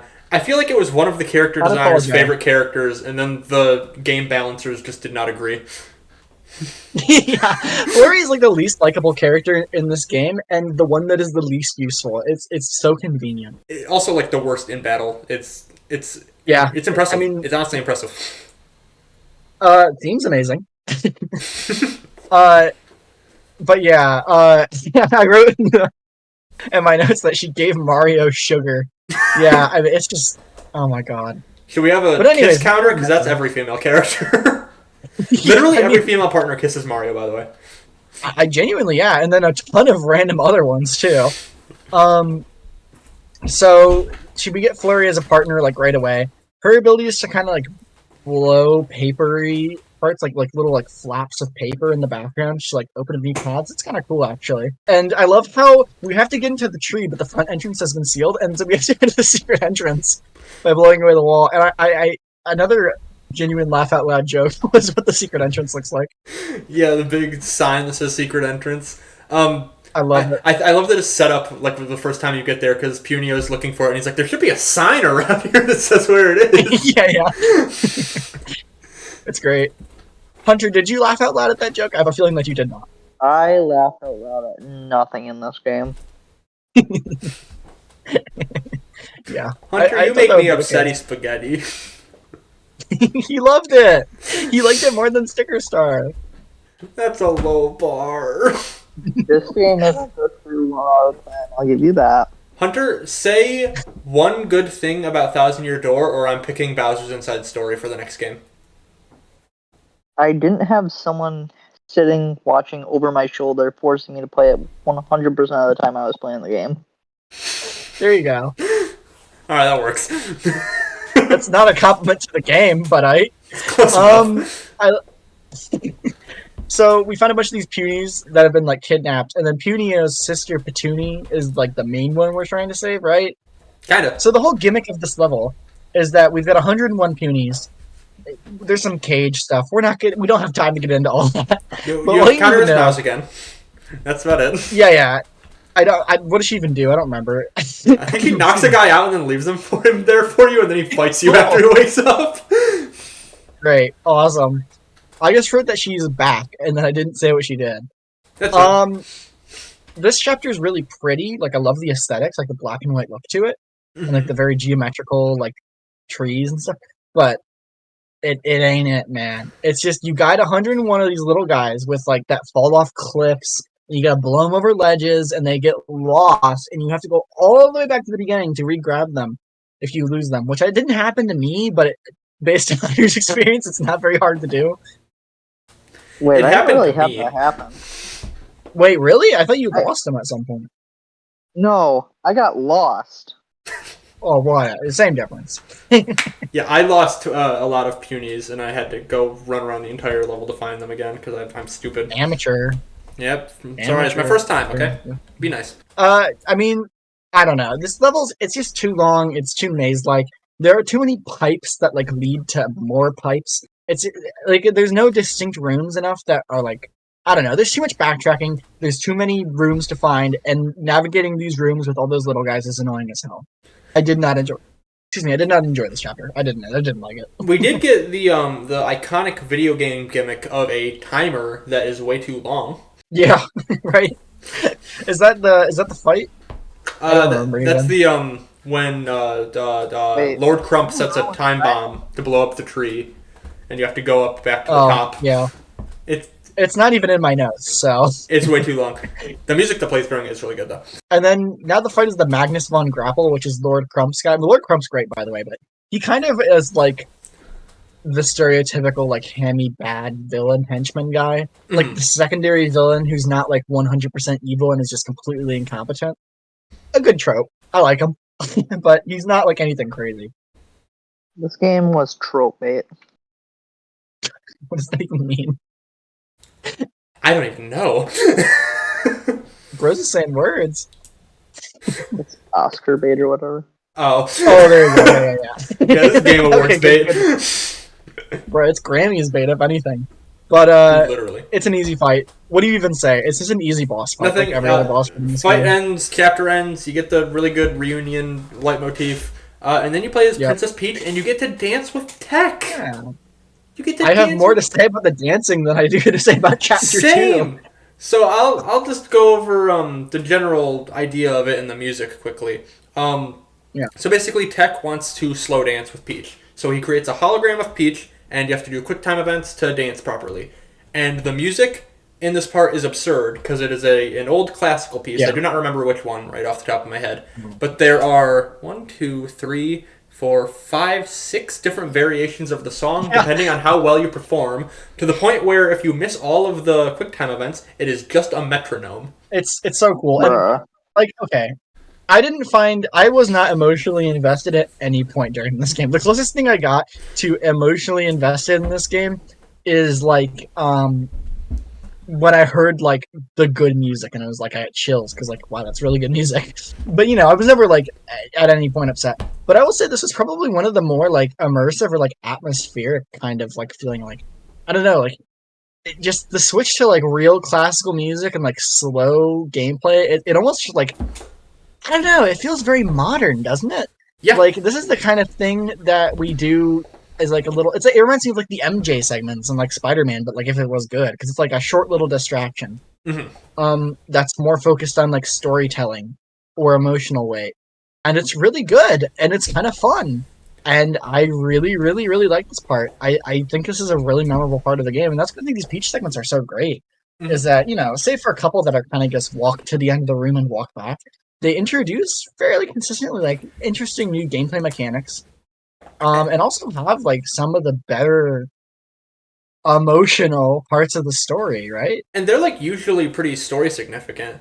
And the only caveat I would have to that like better emotional parts is what you were talking about with the music. There are some emotional scenes that like kinda hit but kinda don't. But like the music playing in the background is what makes it hit. Like the Bobbery part, the Prince Mush part, like that gets you going. Yeah, the music is always what sells it for me. That's really what it comes down to, is that I was into this game's story because of the music allowing me to. Not because the writing is bad or anything, but like the music is what got me into it. Like I was like wanting to play this game more and more and more to see and hear more of it. And I do But hope other than that, I do hope classical music becomes more of a mainstay in Paper Mario, kind of like the Birdo segments in New Paper Mario. yeah. Because Origami King also had classical music. During one of the stage play parts, it plays Swan Lake, and then when you anger the enemies on the stage play, it plays a punk rock remix of Swan Lake, which is That's so cool. I gotta play this game. It's great. You gotta play Origami King. It's not a good I'll game, be so but it's into that. it's solid 7 out of 10. That's how I'm gonna feel about it. I know for a fact I'm not gonna love it. I'm just gonna like it, but it's worth it for the You know how sound. you push through this game for the music? You're gonna be doing that, but you need like steroids to push through Origami King for the music. If you're Hunter, saying what were you gonna Origami King is a 7 out of 10, what are you saying? Sticker Star, or not Sticker Star, but TTYD is out of 10. You know what I'm giving TTYD out of 10.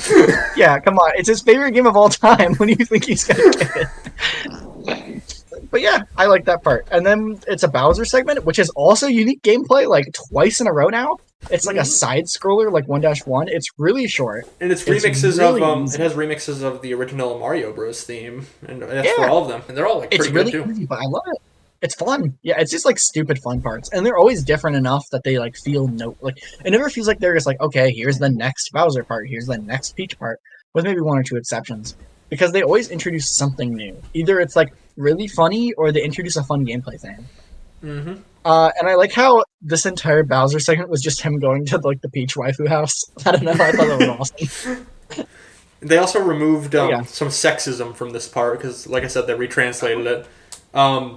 In the original game, or sorry, in this new version, Cammy is like, I think she's like scared of you, or like she's being silent for some reason. And Bowser's like, oh, okay, that's fine. In the original game, Cammy's like, a silent princess, and Bowser's like, that's good. I like a silent princess. It's just a Zelda reference, bro. It's just a Zelda reference. Why'd they remove that? It was just retranslated from the original version. Nintendo. Lame. Literally. I can't believe they Is inserted this a trans Nintendo's character in the Stellar game. Blade? Oh, by the way, quickly, before Sony fanboys get mad, when Wes made that comment about Spider-Man 2, he really liked that game. So it's fine. Don't. Good video game. It's like a 9 out of 10. It's like I didn't like it, but I didn't say it either. So it's fine. You're not helping. This is the part with Luigi in the blooper, but we already talked about that. But it is in my notes here. Let's see. Next, we got to go to like a floating area. But this is my favorite in between segment, and I really like how they keep bringing back this little Don Pianta side plot. Oh, it's so good. The gist is that we need to win over the Don. It's like literally like God, what is that shit? It's like Sopranos. The Sopranos. Or like Godfather. It's the best thing ever. Like you just gotta like kind of win the Don's favor by doing like little odd jobs. What is the first one? Oh yeah, we gotta find his daughter who's like trying to elope. Princessa and Frankie, I think. Yeah, Francesca and Frankie. And I love that the names of the song and the song and the OST go along with like the bit. So there's two songs for the mob boss. There's two songs for the mob boss. One of them is called Frankie and Francesca Love on Da Lamb. And the other one is Da Tears of Da Pianta Boss.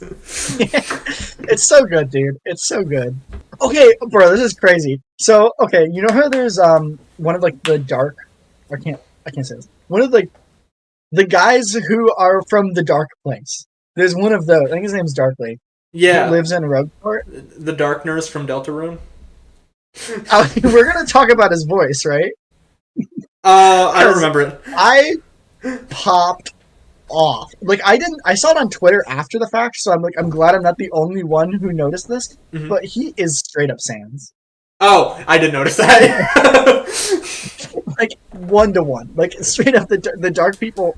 I still said it. I don't know what they're called. I don't remember what they're called. But hang on. They all sound like Sans Undertale. It's awesome. I can't find it. I only found Dupless. It doesn't matter. But yeah, I don't know. I really enjoy this Don Pianta thing and this illusion of like buying specific. Oh, add it to the Who counter. I am. The illusion of buying specific items in the shop as like a code, and then saying yellow is your favorite color or whatever. It was such like a unique little gameplay thing. That's one of the things that I really admire about this. Like I think they do it a lot in the Paper Mario games. They take really like mundane or Paper Mario, like Mario RPGs in general. They take little mundane mechanics and like make them into something really interesting. Like buying items in a store is fun because we're doing it as part of like a a a puzzle. mafia. Like, yeah, it's like a for the sting mafia operation. boss. And something they added It's to so this. cool. Something they added to this game that blew my mind. So in the original, you could ask Goombella for like hints and stuff, but they were usually like kind of helpful, kind of useless. They were like an in between of like Kirsty and what's in this game. In this game, they added it so if you play right, yeah, Kirsty sucked. If you press right trigger, then you get a partner hint, which literally just tells you exactly what to do next. And it's for every part of the game. Yes, those are different. And there's one everywhere. I only ever knew the Goombella one. So oh, okay. Yeah, if you so for reference, in the sewers, if you're standing like to the side, it'll tell you like where you should go next. If you stand on a moving platform and press right trigger, it tells you that you're standing on a moving platform and how to get past that part of the platforming. And you get to the pipe, and it tells you how to go into the pipe. Like there's so much in this. I didn't know that was a thing. Even that's impressive. I like that though. I mean, it's just little accessibility features, right? That are like ingrained in the game. It's not. It doesn't feel like a pop up or like Phi and Science Road, for example, right? It's not forced on you. Like if you don't know how to find the code for Don Pianta's like lair, you press right trigger and it tells you to go talk to the Robo boss, and he tells you the code, and then you go back and cinema. I'm just glad they fixed how hard this game was and made it a little easier. That's what it needed. Mm-hmm. So, Chapter 3. After we get Don Pianta and we ride the blimp, which, by the way, is a nice little Mario 3 remix, just throwing that little shout out there. We're in Glitzville, which is this big, like, competitive, festive island in the sky where it's like WWE, but in the Mario universe, and it is, like, hysterical. I love it. Such a great set piece. Yeah, it's so cool. The music's really great, and Rock Hawk, I didn't like find him to be an extremely funny or interesting character, but I know he's very popular. I want him in Smash. Fans. Really? Yes. I think the funniest part of him is his name. It's a fantastic. Also, I would be careful when saying his name. Like maybe put a pause in between the two words. Yeah, Rock Hawk. Yeah. Yeah. It's did they know? Surely they knew, right? They probably knew. Yeah. It's a fantastic way to know. One of the best parts of the game. Birds are also known as, or chickens are also known as cocks, so they had to have known. So one of the other fantastic bits, which we actually forgot one earlier, I think Coop's grandpa or whatever he is calls Mario Martin or something, right? Martio or something like that. Marty, I don't remember. But this game's other running bit is that Mario is almost never called Mario in this game. What's the name of the guy in WWE with the gray hair who's in the meme? Oh, Hunter, you should know this. I know who you're talking about. I feel like it's like Vince McMahon or something like that. Yeah. Vince McMahon. Vince, yeah. So he's that, but in Mario. I love him. He's one of the best characters. I freaking love Grubba. Yeah. He comes up with the greatest name of all time, the Great Gonzalez. Dude, yes. The fact, so through this entire chapter, Mario is known as the Great Gonzalez, and anyone who meets him in this chapter as the Great Gonzalez forever believes that is his name, and it's super friggin' funny. So the partner you get in this, we're going to move a little faster here because the partner you get in this game, or in this chapter, is Yoshi, who you can name whatever you want. He can be different color. What did you guys name your Yoshis, and what color did you make them out of curiosity? Yeah, about that. You didn't name him. I just went with default names. What did you name him? Well, yeah, what color was he, though? Yellow. Okay, that's great. Thank you. My Yoshi was green and I named him Yoshi, so... I didn't have anything interesting. Hang on, do you mean orange? I don't even think there is a yellow Yoshi. I don't know. Who knows? Nah, it was green. Okay. I didn't know that. He's just lying. So... I purposefully waited to the last second to get my Yoshi because I wanted it to be green. Yeah. And what color it is dependent on what time, how long between when you got the egg and when it hatches. So I got it as fast as possible because I wanted green, and I did a random name generator for mine, and I named him Casey. Nice. That's great. So we all got green Yoshis. That's awesome. Yeah, really exciting stuff, guys. I like how the login is a GBA and it makes a little boot up sound. I have nothing else to say about that. It didn't make the boot up sound in the original game. What? It was That's just so a cool if GBA. they had that. Well, basically, the way this game works, or not this game, the way this chapter works, is that in the Glitz Pit, which is like the WWE, each round, and I think you have to do, what do you have to do, like 30 of them or something? It's 20. Okay. It's still a lot, though. Still a lot. And honestly, it feels like too many. It's a little much, in my opinion. Yeah. But you got to do these fights, and you have a special objective for each one. And in between, you'll get little bits of story. But in each of these fights, it's really just kill a guy, and then the objective will be like, don't defend, don't swap partners, don't use a Showtime attack, don't appeal. Like, pretty easy things to work around. It's only annoying when the objective is like, don't kill the guy for 3 turns. And it's like, I would just wanted to wipe the floor with him. Now you're making me sit here. Right. So, but it's pretty easy. The objective is to take 10 damage. I mean, basically. I don't know. I mean, it's kind of a cool idea. And I do think this part's fun for the first few. And I love the little story bits in between. Like, the overall plot of this one, right? Actually, Adam, you do this, because you're going to remember more of it than me. Alright, so the plot of the Glitz Pit is there's a big chicken, and he's got a belt around him that has the crystal star on it. It's been a while since we brought up the crystal stars. They're pretty important. You need to collect all of them, and there's one around his belt. So you need to work your way up to the top of the ranks so that you can earn the champion belt, and while you're doing it, you're uncovering a mystery of like fighters who are disappearing, and then once you become champion and you get the belt, it's fake. So get pranked, idiot. And then you but you actually knew it was fake in advance, so it's not too big of a letdown. Yeah, I was actually going to correct you on that. You don't actually find out at the end. You find out a few fights before. No, you find out right before the Rockhawk fight, don't you? I don't know. You find out before. I don't remember. But anyways, you find out it's fake. So you still need to find the real one. You still know it's in the Glitzville.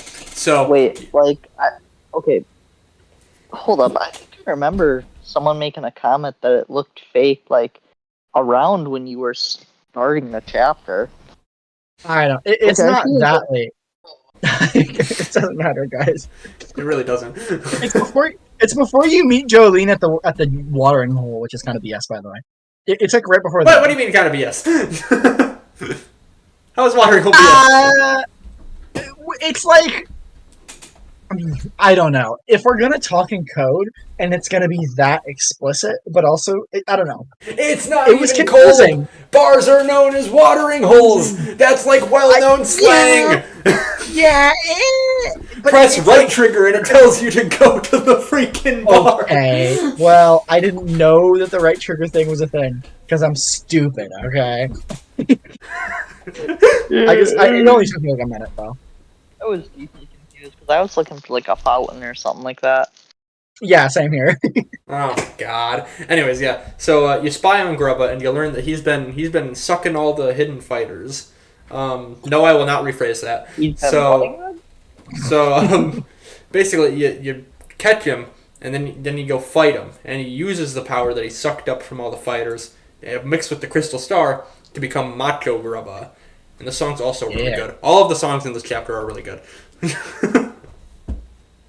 Also, Bowser's here at some point. That doesn't matter. It literally doesn't at all. I guess like that he says murderlize. That's all I had in my notes. Bowser's like made up words in this game are so phenomenal. There's a lot of stuff like that. What does Cammy call him? Like your grub? Like, I don't know. She has so many titles for him that are like. This is. I don't remember. Playing this game requires being able to read at like a college level. I don't know. This game has so much good nonsense in it.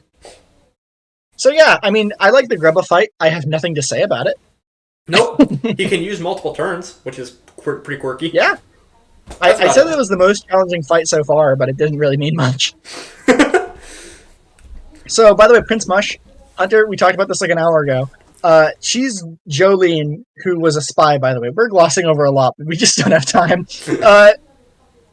Jolene was like his secretary, Grubba's secretary, and she was the one feeding us all this info. But Prince Mush was her brother, who was like... Wait, I thought we knew that like the entire time. That was the one feeding us the information.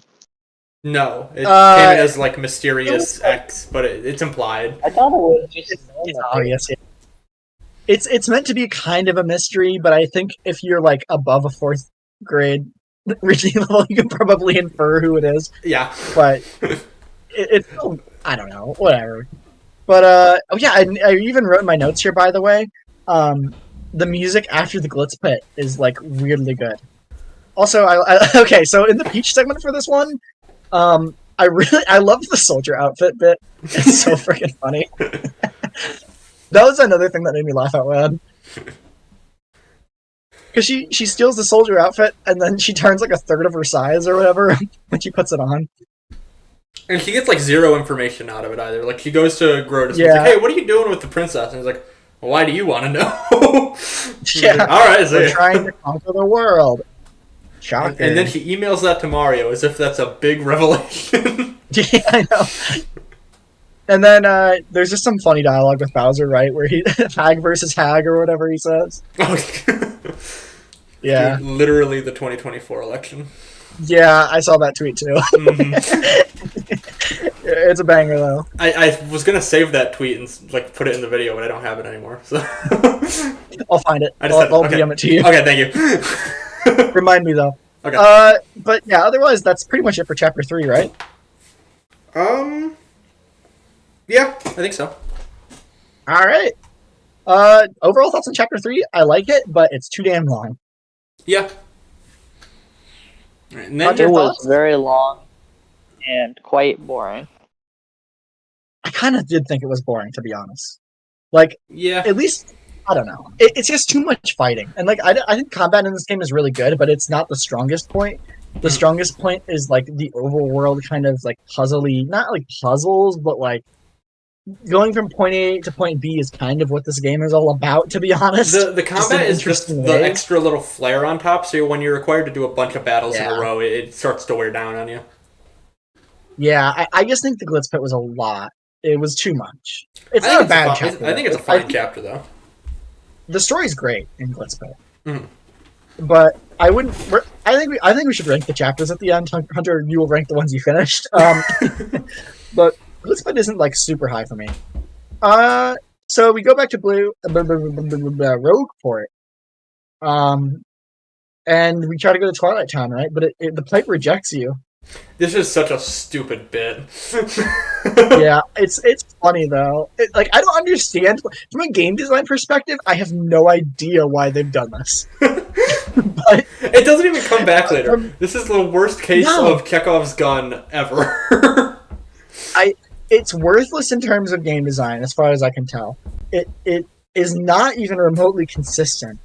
But it is funny. Like, in order to enter Twilight Town, you have to get Sans to write your name on your ass, and it's a little weird. What? But that's it. Hunter's finding this out for the first time. Hunter, wait, can you say who? I thought it was on the clothing. No, it's on the ass. Can you say who quickly? Yeah, Hunter, can you see who? I don't think Sans was in the game. That's that Undertale player. We're not getting it. Okay. Wait, Hunter. What band made the song "Pinball Wizard" again? I don't know that song. Can you Google it for me? Who wrote "Pinball Wizard"? Wait, Hunter. Did you find Schnarbile in this game? I don't remember that one. God damn it. Okay. Video room. We're ending it. Chapter 4 for Pigs and Bell Tolls. Which I think is that a reference to For Whom the Bell Frog Toll? It's a Game Boy game, and I think it's some Japanese thing. Don't worry about it. Maybe. I don't know. Yeah, oh my god, can we? Game Boy game for sure. Yeah. Okay, thank you. He's an assist trophy too. Can we talk about how the Sans guy says the words "bad time"? That's wild. Didn't notice it. That's pretty crazy. You didn't notice that? I didn't even notice it sounded like Sans at first. Oh, I thought you said you did. I heard the opposite earlier. I'm sorry I'm terminally online. I'm sorry I'm not terminally online, except I am. I don't know how I didn't notice it. I noticed all this. I noticed all this before Twitter, and then I looked on Twitter and I saw so many people talking about it. I thought I actually had brain rot for noticing that. So, Adam, do you want to do the story for this one too? I just trust you more. Sure. So you go to Twilight Town and you figure out that there is an evil spirit of sorts who has cursed the town, and every time the church bell rings up at the old creepy steeple, then one of the members of Twilight Town, one of the village people, is turned into a pig, which is and it crazy. Gets dark as hell. Yeah, like a lady's, or she thinks her husband was turned into a pig. You find out after the curse it was not her husband. Can we talk about how I think there's one with like starving kids and a mom, and the mom turns into a pig, and they talk about eating her or something? Like, hey, you gotta do what you gotta do. It's so funny, dude. Like, she's no longer whatever those people are anymore. She's a pig. It's like she's fully turned into a pig. True. It's like I don't think it's wrong on the kid's part. That's good eats right Keep there. on. It's giving Would You Love Me If I Was a Worm, but they picked the wrong answer like every time in this chapter. Anyways, you go to leave the town, but you're told you need the mayor's permission to leave the town. So you go to talk to the mayor, and he turned into a pig. So that's pretty much good enough permission. So you go to leave, and the gate. What? His name is Dor. I just thought it was funny. His name's Dor. Yeah, I don't know why. Maybe it's pronounced Dower, actually. I think it is. I don't know. Whatever. Okay. Anyways, yeah. So the mayor's a pig. You can't get permission to leave. So you go back to the gate person. He's turned into a pig. So like, yep. It's over. You just leave anyways. And you head up to creepy steeple, and you find an evil like ghost carny.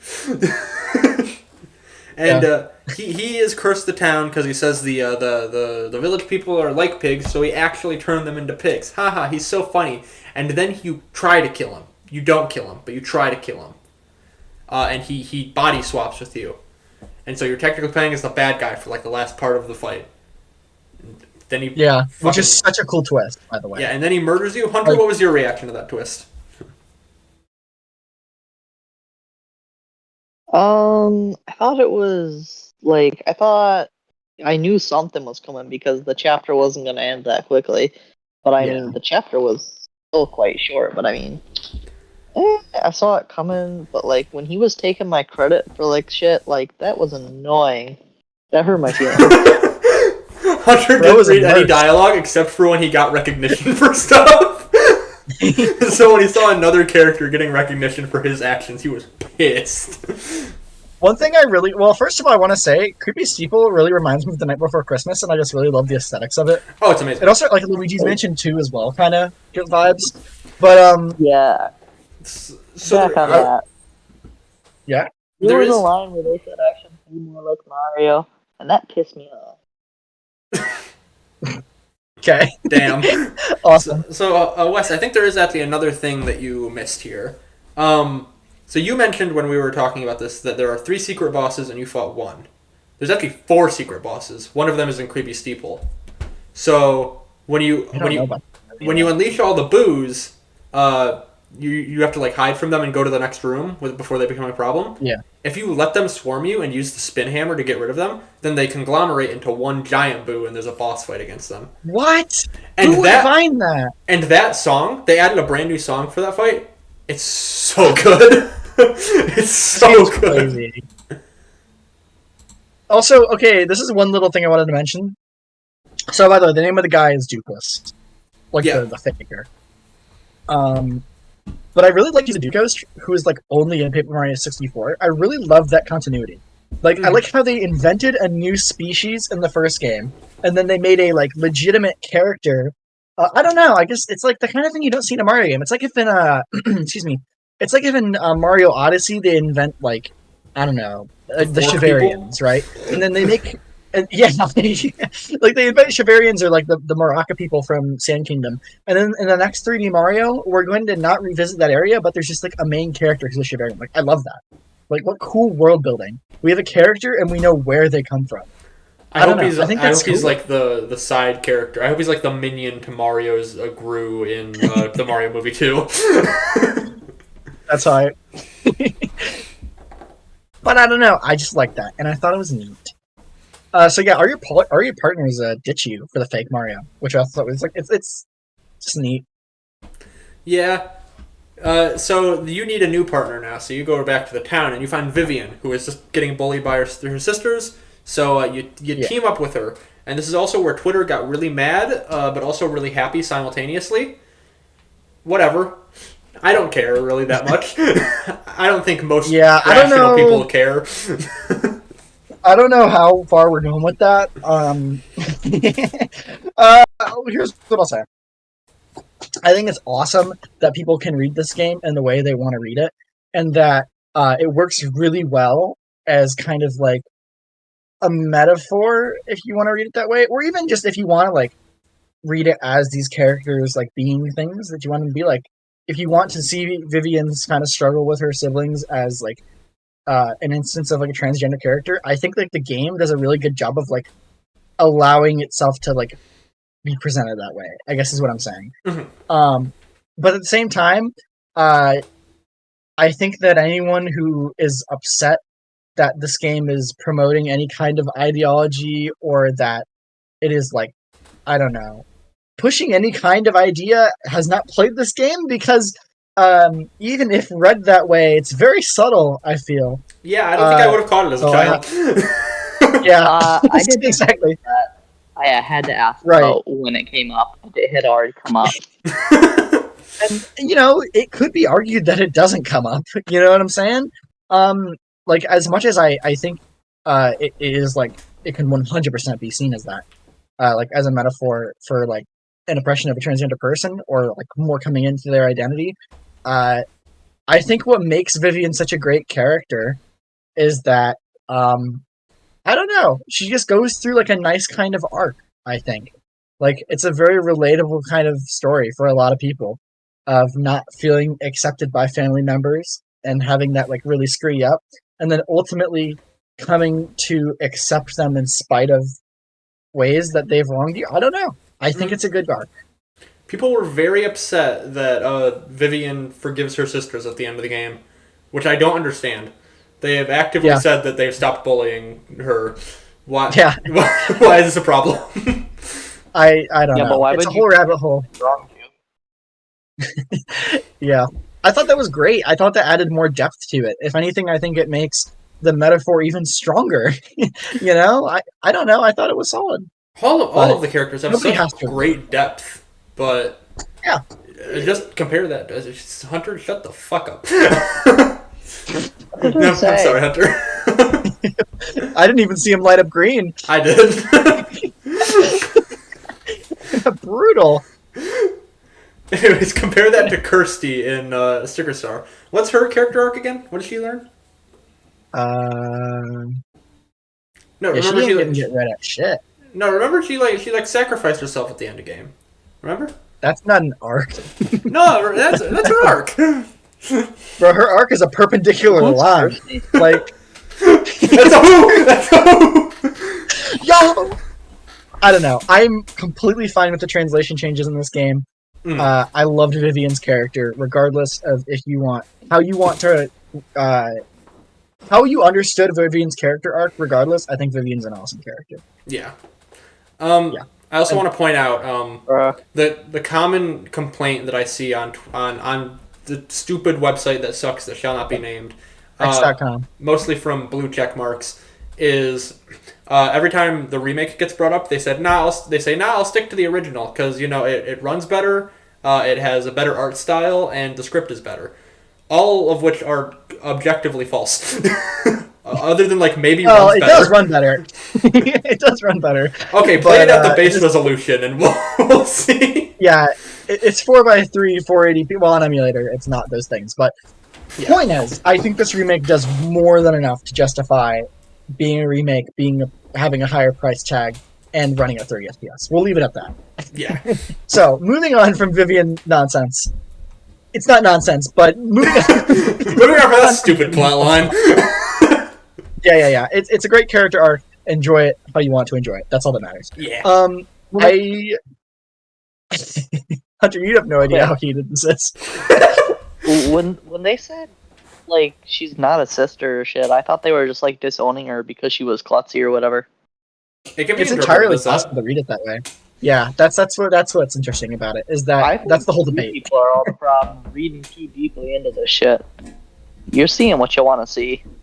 Literally, yes, that Which is is how fine. stories are perceived. Yeah, that's exactly it. Yeah, and that's kind of the gist of it. Is that like the same thing happens with Persona 4 like every week on Twitter, right? It's like you want to read a character as something in Persona 4, you can do that, but don't assume.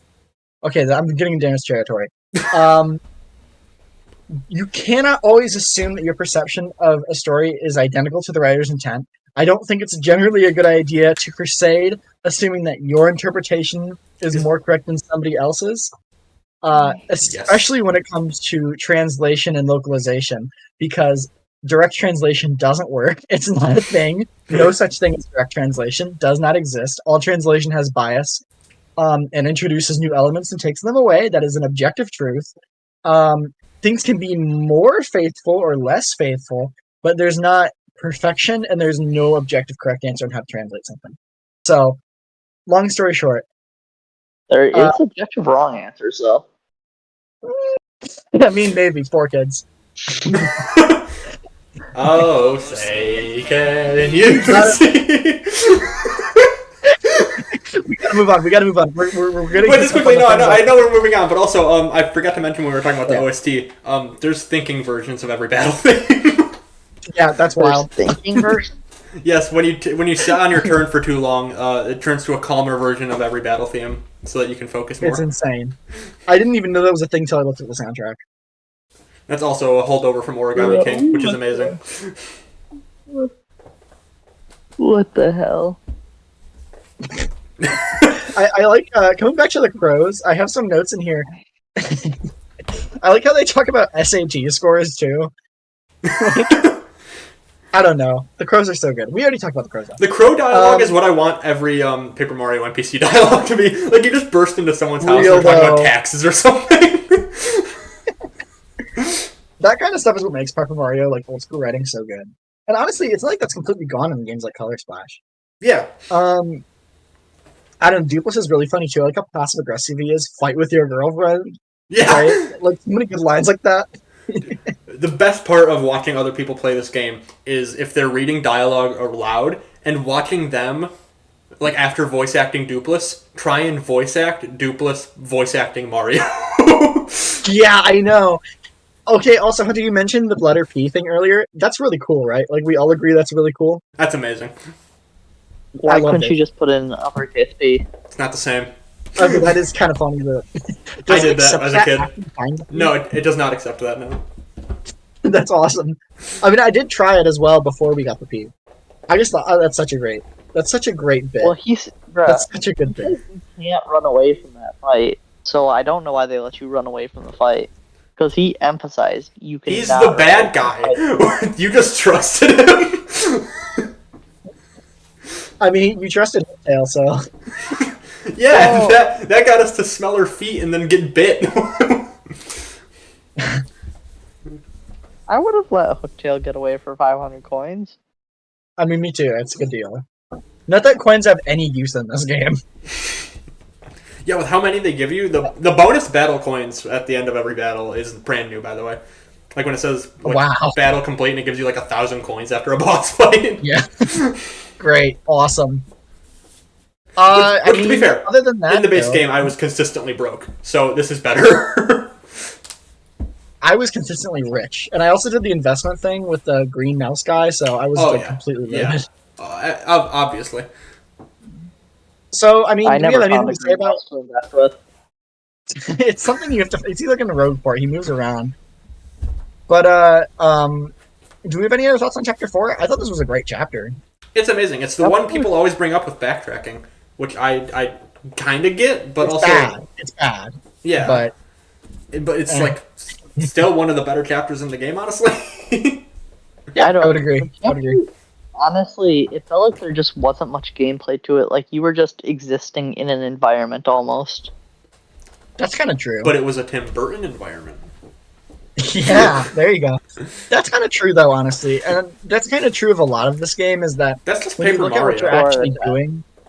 Yeah, Paper Mario games are kind of light on interactivity outside of the battles, and that's where I think this game being too easy is kind of a problem because Paper Mario 64 is genuinely challenging at points. At least I thought so. It's not like hard. It's not hard, but I mean, like some of those bosses are tougher than anything in TTYD. I mean, maybe I'm wrong. It's been a couple years since I played it. I agree, but that's mostly just because of the sheer amount of resources they give you in TTYD. Yeah, I mean that's also it. I don't know. I don't know. I found 64's gameplay more engaging than TTYD's, but I didn't. It wasn't a deal breaker by any means because TTYD's presentation is like the best thing of all time. Right. So after that, we have a Peach segment with like a quiz where I the actually love answers this to segment. the quiz. That's so good, dude. That's so smart. So how it works is, Tech is like, "Oh, I can't tell you that." On a completely unrelated note, here's a pop quiz where all of the answers are only possibly one thing. I don't know. It's just it's a funny. And if you little get it smart... wrong, you get another shot, and it will Really? slowly parse information to you. I did not know that. I don't know. Bro, I I thought just that was really knew you were cool. That's another all that stuff. Awesome.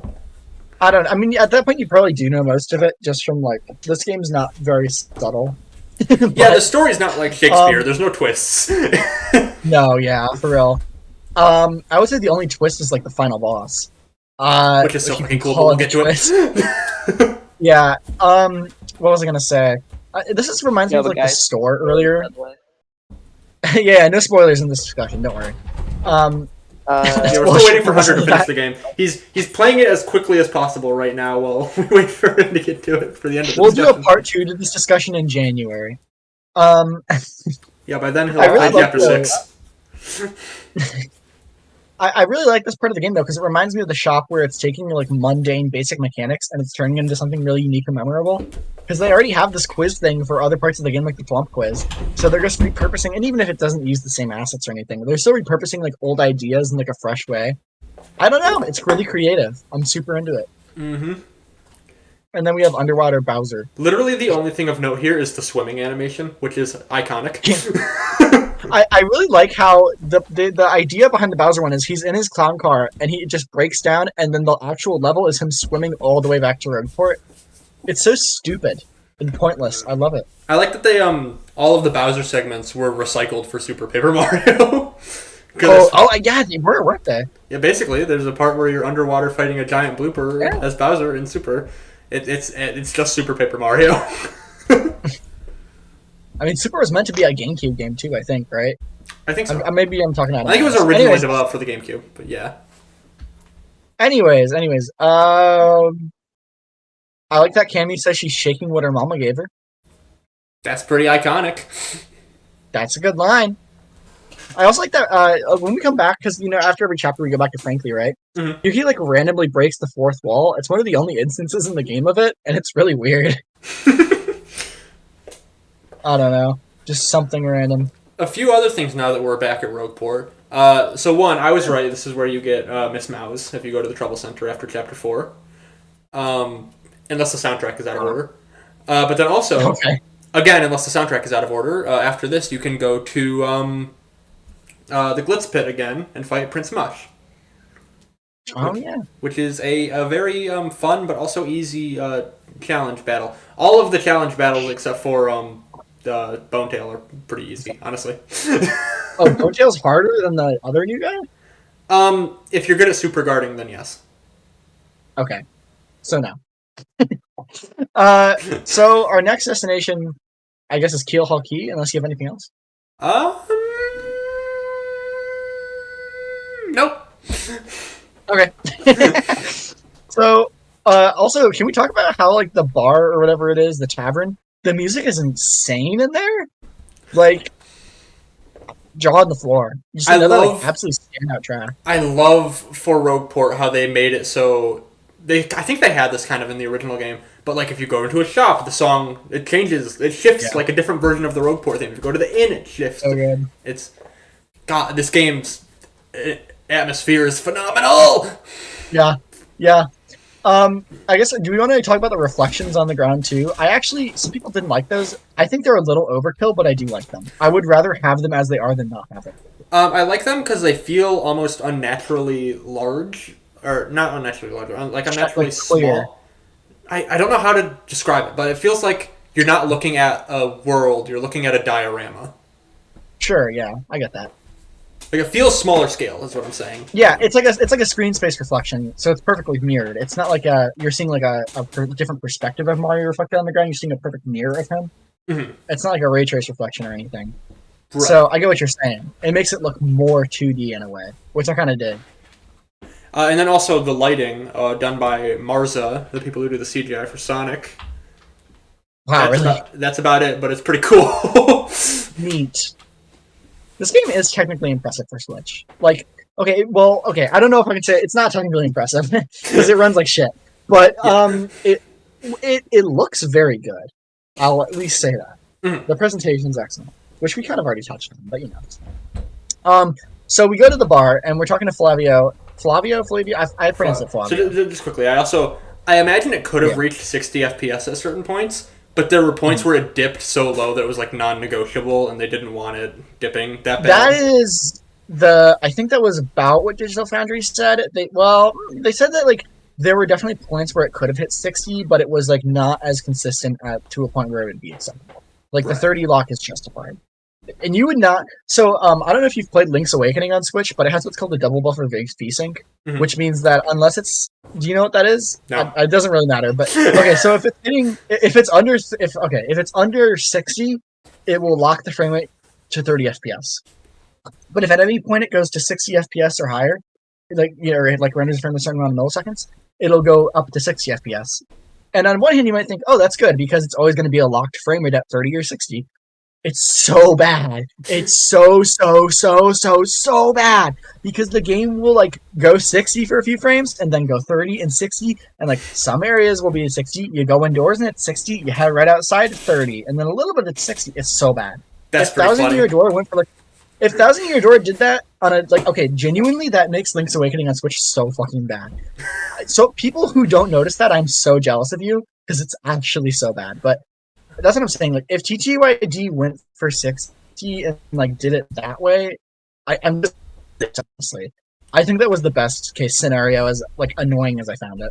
I honestly don't mind Paper Mario at 30 FPS. I think it kind of works with the animation style. It's kind of like how I wish Breath of the Wild and Tears of the Kingdom were like 24 FPS. Like sort of like the Spider-Verse suits in the Spider-Man games. Like, I think it just would have worked better with the art style. And Devious. to that point, I really like Paper Mario at 30. What? Come on. I kind of dig the idea in some ways, but also preposterous. Do you not like the Spider-Verse suits in the Spider-Man games? No, it looks badass, but it only works because the camera is not locked to that frame rate. Oh, true, you sure. Yeah, if it was, oh my god, it would be so bad. I mean, in my opinion. So I should say, plenty of people don't care and great for them. So, you know. Anyways, what did we go on this tangent for? I don't know. Bobbery's wife is fucking dead. Yeah. So Bobbery's whole arc is that he's like depressed that his wife died. I don't remember exactly how. Oh, it's because she was sick and he was out like boating or whatever. Yeah, or sailing. No, boating is probably right. I don't know. He was out on the sea. Oh, that you remember. Sorry, Hunter. I feel bad. We are kind of bullying you. This is what we do every episode. It's a bit. We love you, Hunter. Yeah, absolutely. You're playing your role. What was I gonna say? Oh yeah. So that's like his thing is that he's depressed, but then we have to find like a letter from his dead wife to like from the bartender to like make him want to go. And so basically there's this whole little arc. Long story short, we get this depressed sailor guy to do one last job. And we take Flavio with us for some reason, and we sail to an island to go find the next star. My favorite part about Flavio is one, he's a phenomenal character, one of the best in the game. Oh yeah, and he's annoying. He's got okay. What do you got against Flavio, man? Nothing. He's the GOAT. Anyway, I thought he was meant to be annoying. I mean, yeah, he is, but that's what makes him lovable. He's like I don't know, like he's similar to Crumb. I thought he was just greedy, obnoxious, like, you know. That's like, what makes him lovable. Anyways, I he's don't got know. He just seems like a villain in your own He's party. hammy. He's hammy.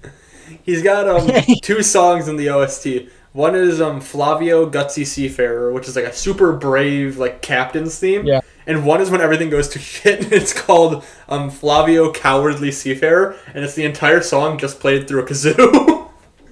Yeah, it's awesome. I also like the part where again the fourth wall is broken with like, or this happens a bit later, I guess.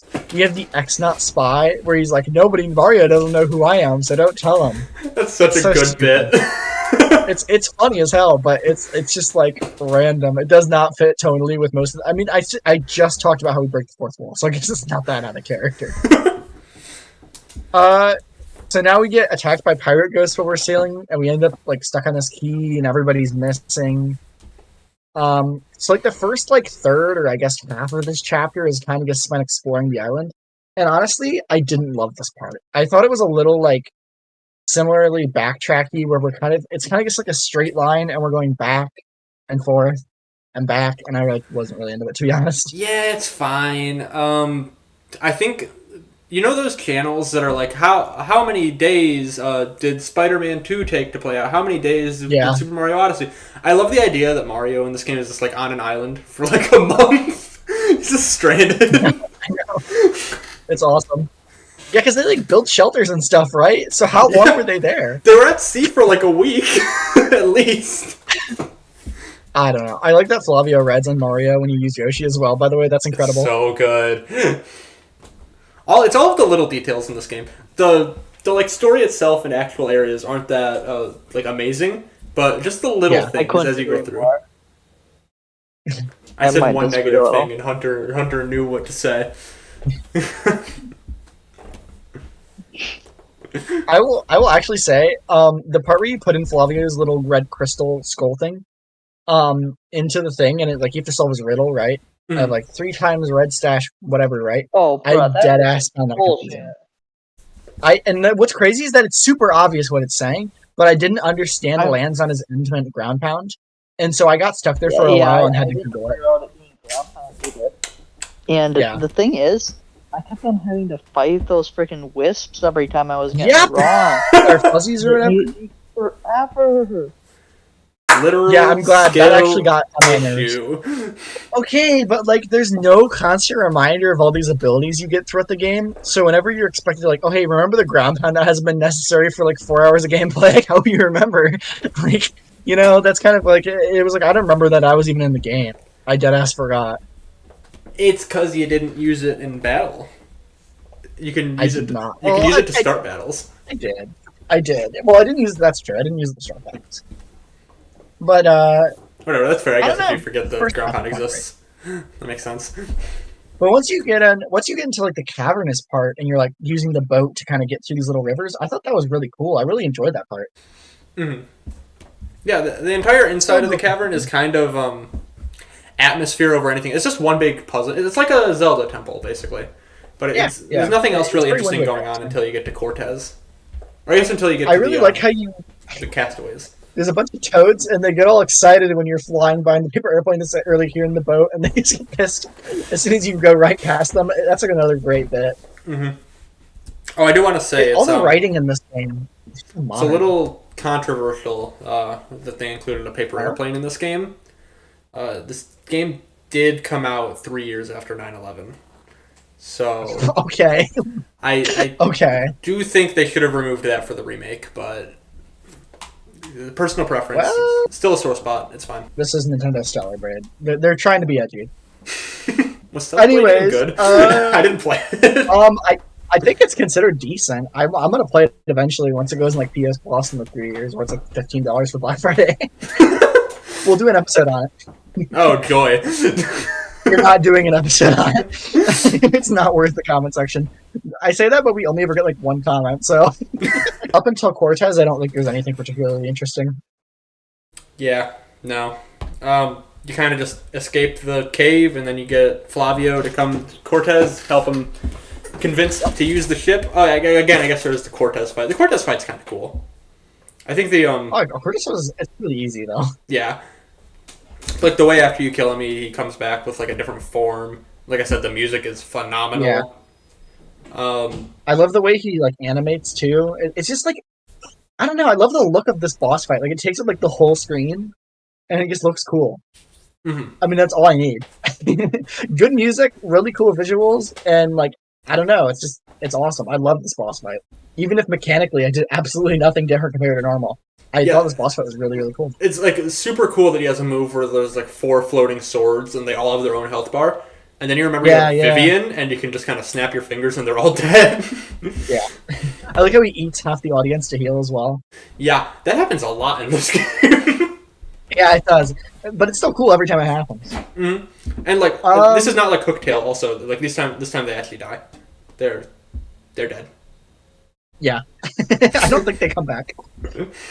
Hunter, did you do anything after beating Cortez? Did you really finish up the chapter? I don't remember. I finished up the chapter. Like, actually, I got through that final thing with the ship battle and stuff and everything. Yeah. Like, I did finish the chapter all the way. Gotcha. Also, one little detail. Oh, I like how Cortez speaks Spanish. That's all I was going to say. Oh, that's pretty good.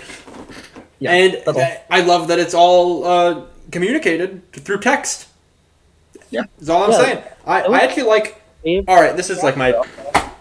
This is like my hottest take of the year, probably. I'll get to you in a second. Oh, sorry, Hunter. But yeah, this is my hottest take of the year, probably. I personally am not a big fan of voice acting.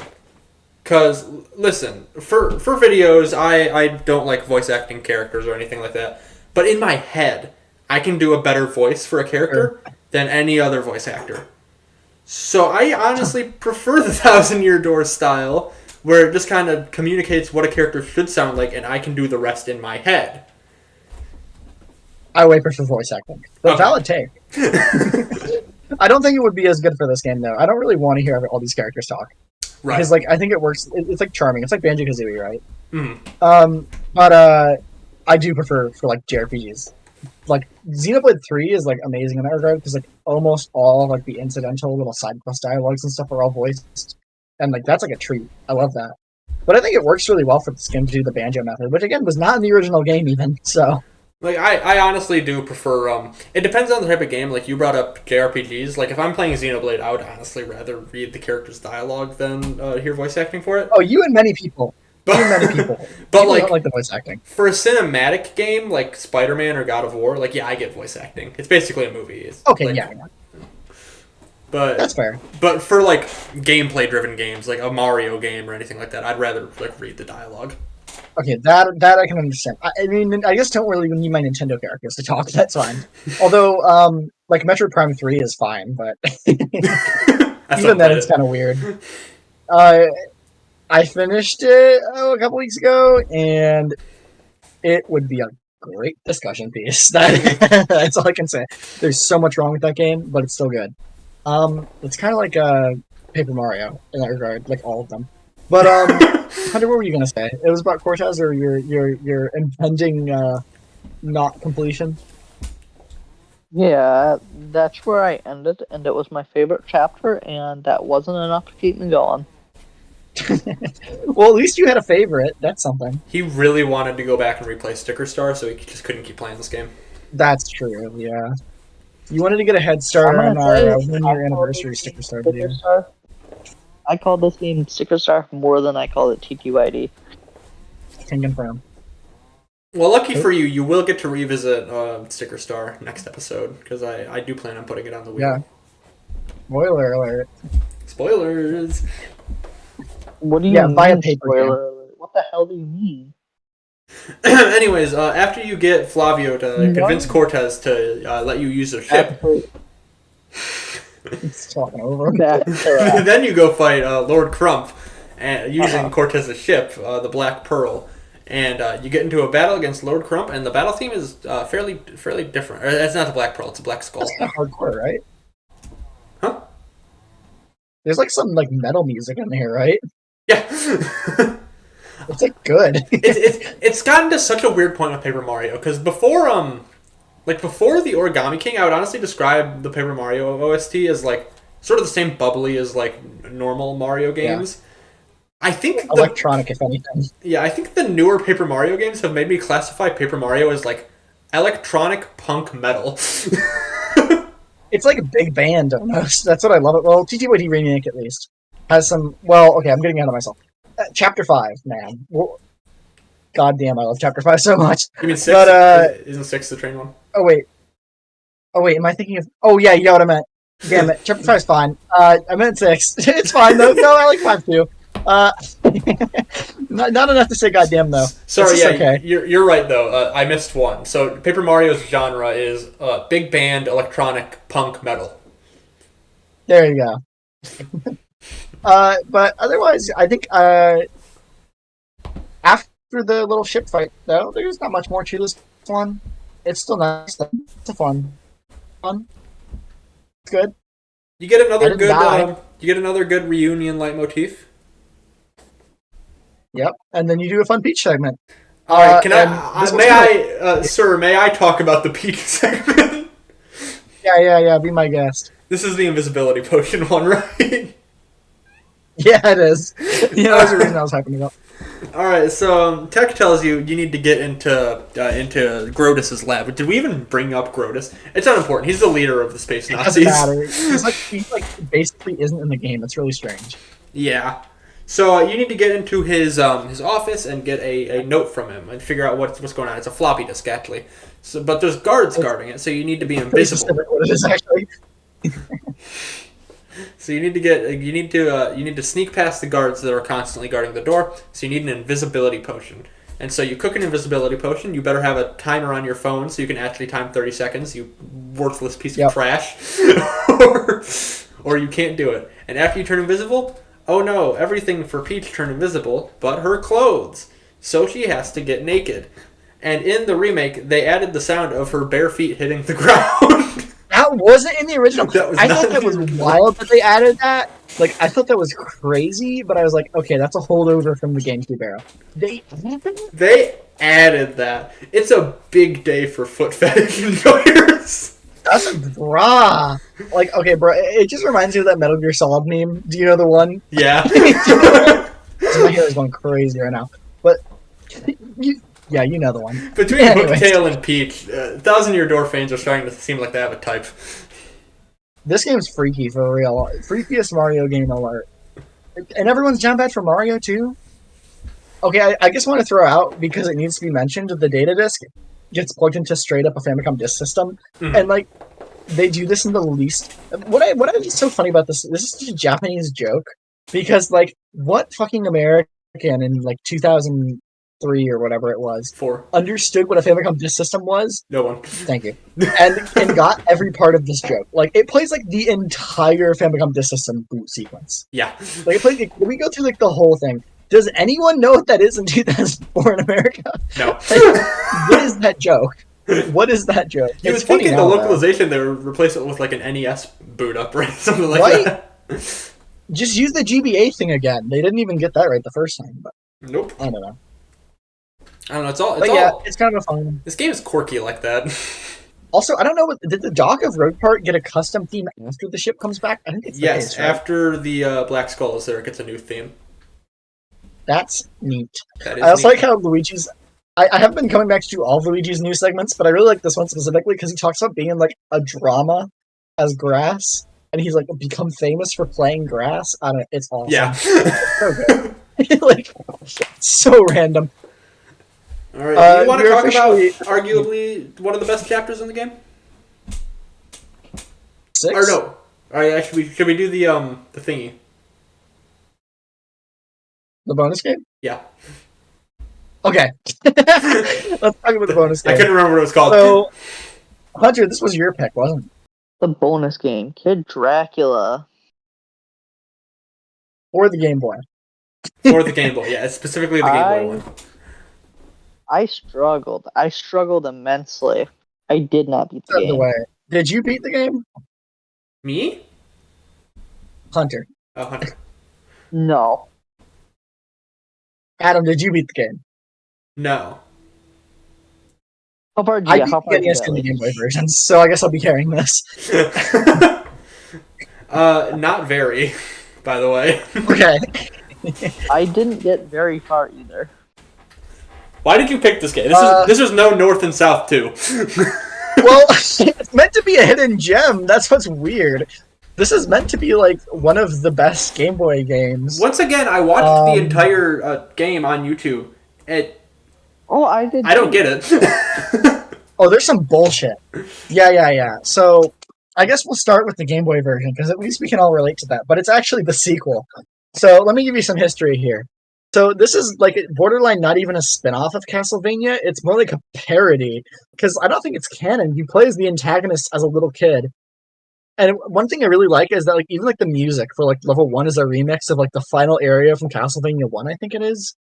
So we're okay. The original Kid Dracula came out in 1990 on the Famicom. It was never localized until like the new collection on Switch and PS4.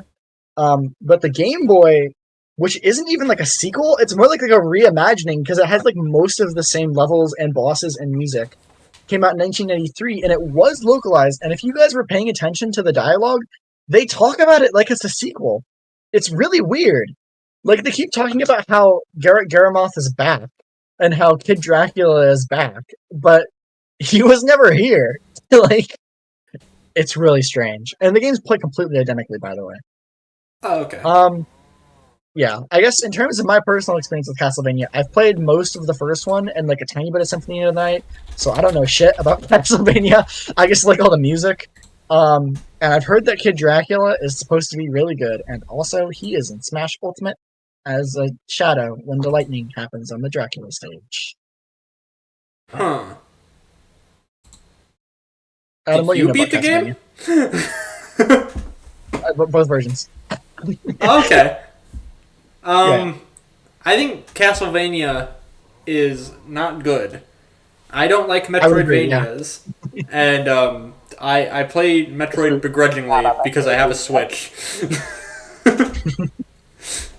And I had zero interest in this game. I was like, oh, it's a Game Boy hidden gem. Hunter's making me play it. Maybe no. The shit is not a Metroidvania. I should point out that Metroidvanias, like, Castlevania games weren't like Metroid until Symphony of the Night, is my understanding. I think like 2 and 3 have a tiny bit of that, but they're mostly just platformers. So this is pre-Metroid Castlevania, but it's still not up your alley. No. Put it that way. Hunter, do you have like any experience with Castlevania? I think you've played a little bit of the first one, is that right? I played a bit of the first one. This reminds me more of like Ghosts and Goblins. Yeah, what I kept comparing it to is Mega Man. It is like really like Mega Man with the abilities. Yeah. So I guess we'll start with Game Boy. So what did you guys play it on? I played on PC, but I ended up switching to playing on my Switch, which is via RetroArch. Hunter, you played on a website. Where'd you play? A website. You can't say that. It's illegal. Cannot say that. So you get the bat power up in the Game Boy version first, which lets you fly, and I think that's really funny because that's like a mid to end game power up, I think, in the NES version. But at least level 1 isn't bad. Do we all agree with that? Sure. Well, there's one bad part to level 1, but that's just because I was lied to. It's the boss, right? Yeah, with the clan members. I mean, ghosts. Why are they trying to be so hateful? Okay.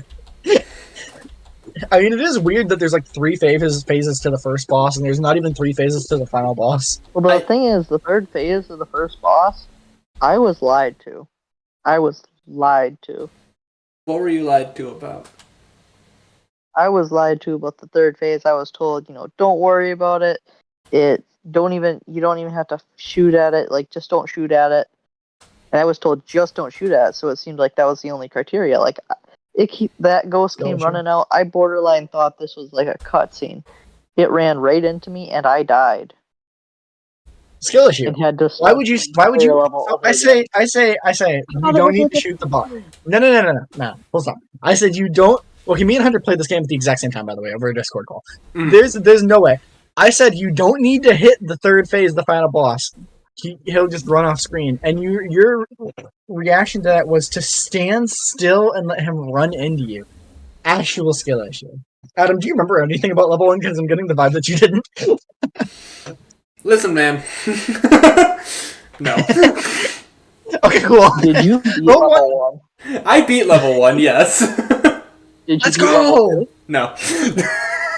Hunter did not beat level 2. I got to the Guys, final there's boss 8 a couple levels. times and I died.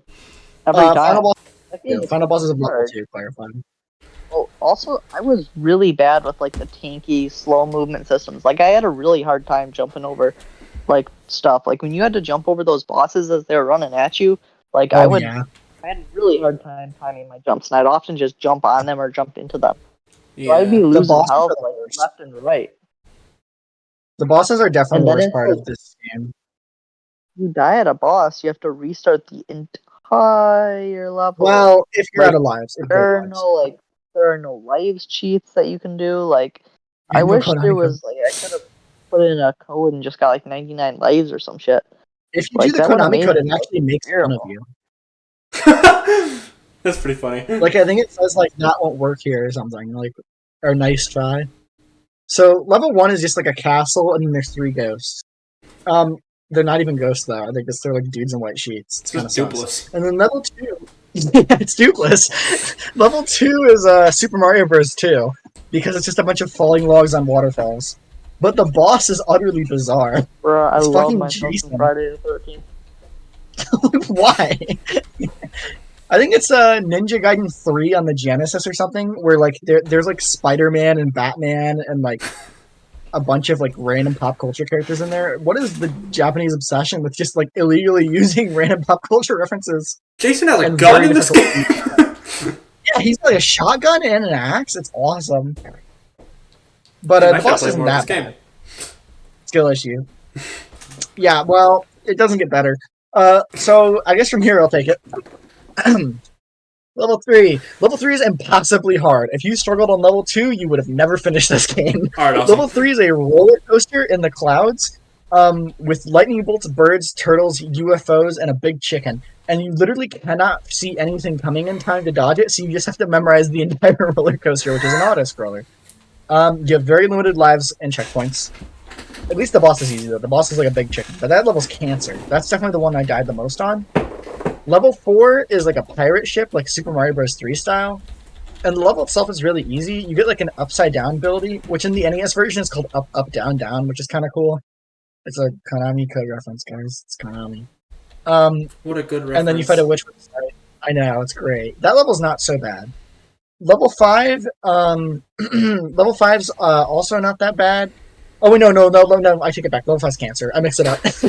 Level 5 is a sequel to an NES level where it's a vertical elevator, but it's like a vertical auto-scroller. So it's a bunch of... Okay, Adam, you know New Super Mario Bros. 2?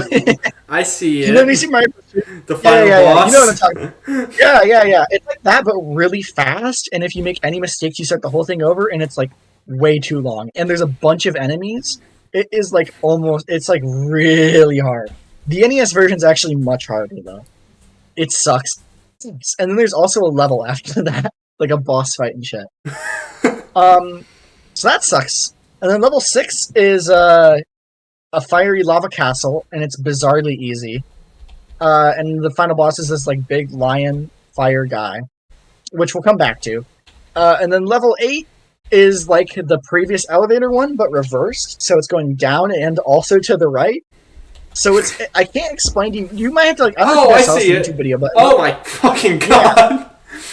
Bam! It looks like a fucking Mario Maker level. You know what? Do you see what I'm talking about? Yep. I think I made looks this like when shit. Mario Maker 2 first came out. Yeah, it's with the little bird auto scroll thing, right? It's trash. That level's so bad, and it's not that it's even hard. It's one of the easiest levels, but it's just total nonsense.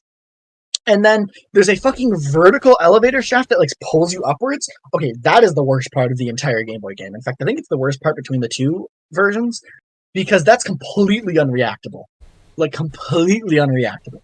So fucking bad. Yeah, it doesn't look very And then there's a long hallway. Then there's a long hallway where there are like a bunch of xenomorph looking motherfuckers that spit fireballs. And the ceiling is crushing down. It's like everyone's seen that in a video game before. You're running to the right and everything's like disappearing behind you, right? Mm-hmm. Here's the problem. You get an umbrella ability that lets you hold your umbrella out in front of you and walk forward so you don't take damage from projectiles, and it is almost never useful in this entire game. In order to win this part, you have to, before you even get into the crushing hallway and see the Xenomorph guys, pull out your umbrella and then start running forward without stopping. Even when it looks like these guys are going to jump into you, they'll randomly explode and die. So you just have to know. And if you didn't know to do that, you're going to die there like 5 times before you figure it out, which I did, by the way. And you start the whole level over. It sucks ass. It sucks so much ass. And then after that, you fight Garamoth. Or Galamoth. I hear it's one of those weird translation things. And that's actually really easy, to be honest. And it's completely identical to the NES boss. Which, considering these games came out 3 years apart, is really strange. And then Kid Dracula says, "Piece of cake, let's go home," and the game ends. My review for the Game Boy version is that it sucks ass, especially after playing the NES game. I'd give it like a 4.5 to a 5 out of 10.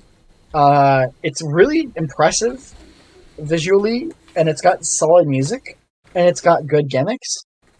But this game sucks, right? Like, it's way too hard. It's not fun. I was more understanding early on. Joining my list of games that I consider bad because old. Yeah.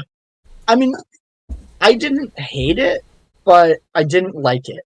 I don't know. I think you're way better off with a bunch of other Game Boy games. Mario Land 1 is better, even if it's not very good. Mario Land 2 is better. Pokemon's better. Balloon Kid's better.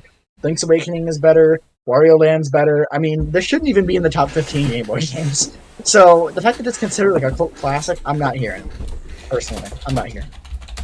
Okay. Yeah, personally,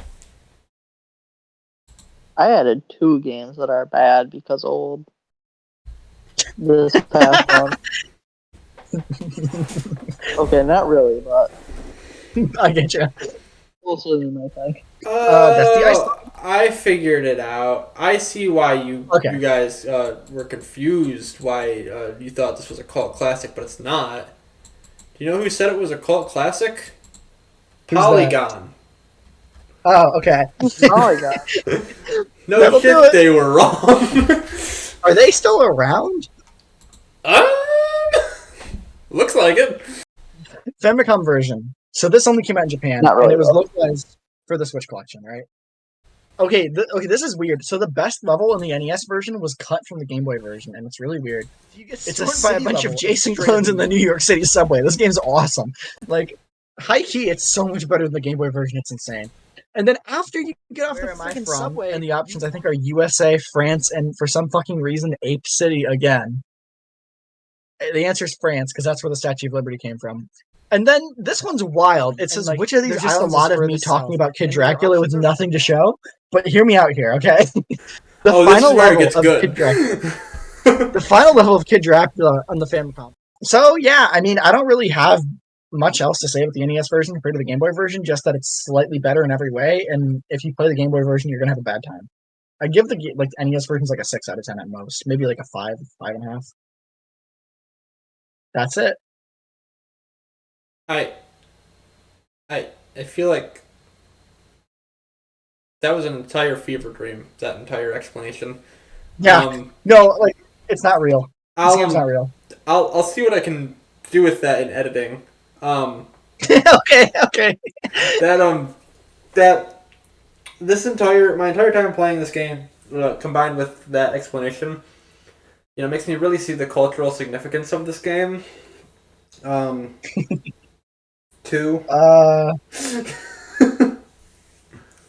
Okay. Out of quick 10. suggestion. 2 out of 10. 2 out of 10. 2 out of 10. 4 Holy. out of 10. 4 out of 10. Okay, that's more what I had. I wasn't insulted by it. If I was insulted by it, 1 out of 10. It's not sticker star. I have a quick suggestion here. I feel there are 2 ways you can go about what I just did to you.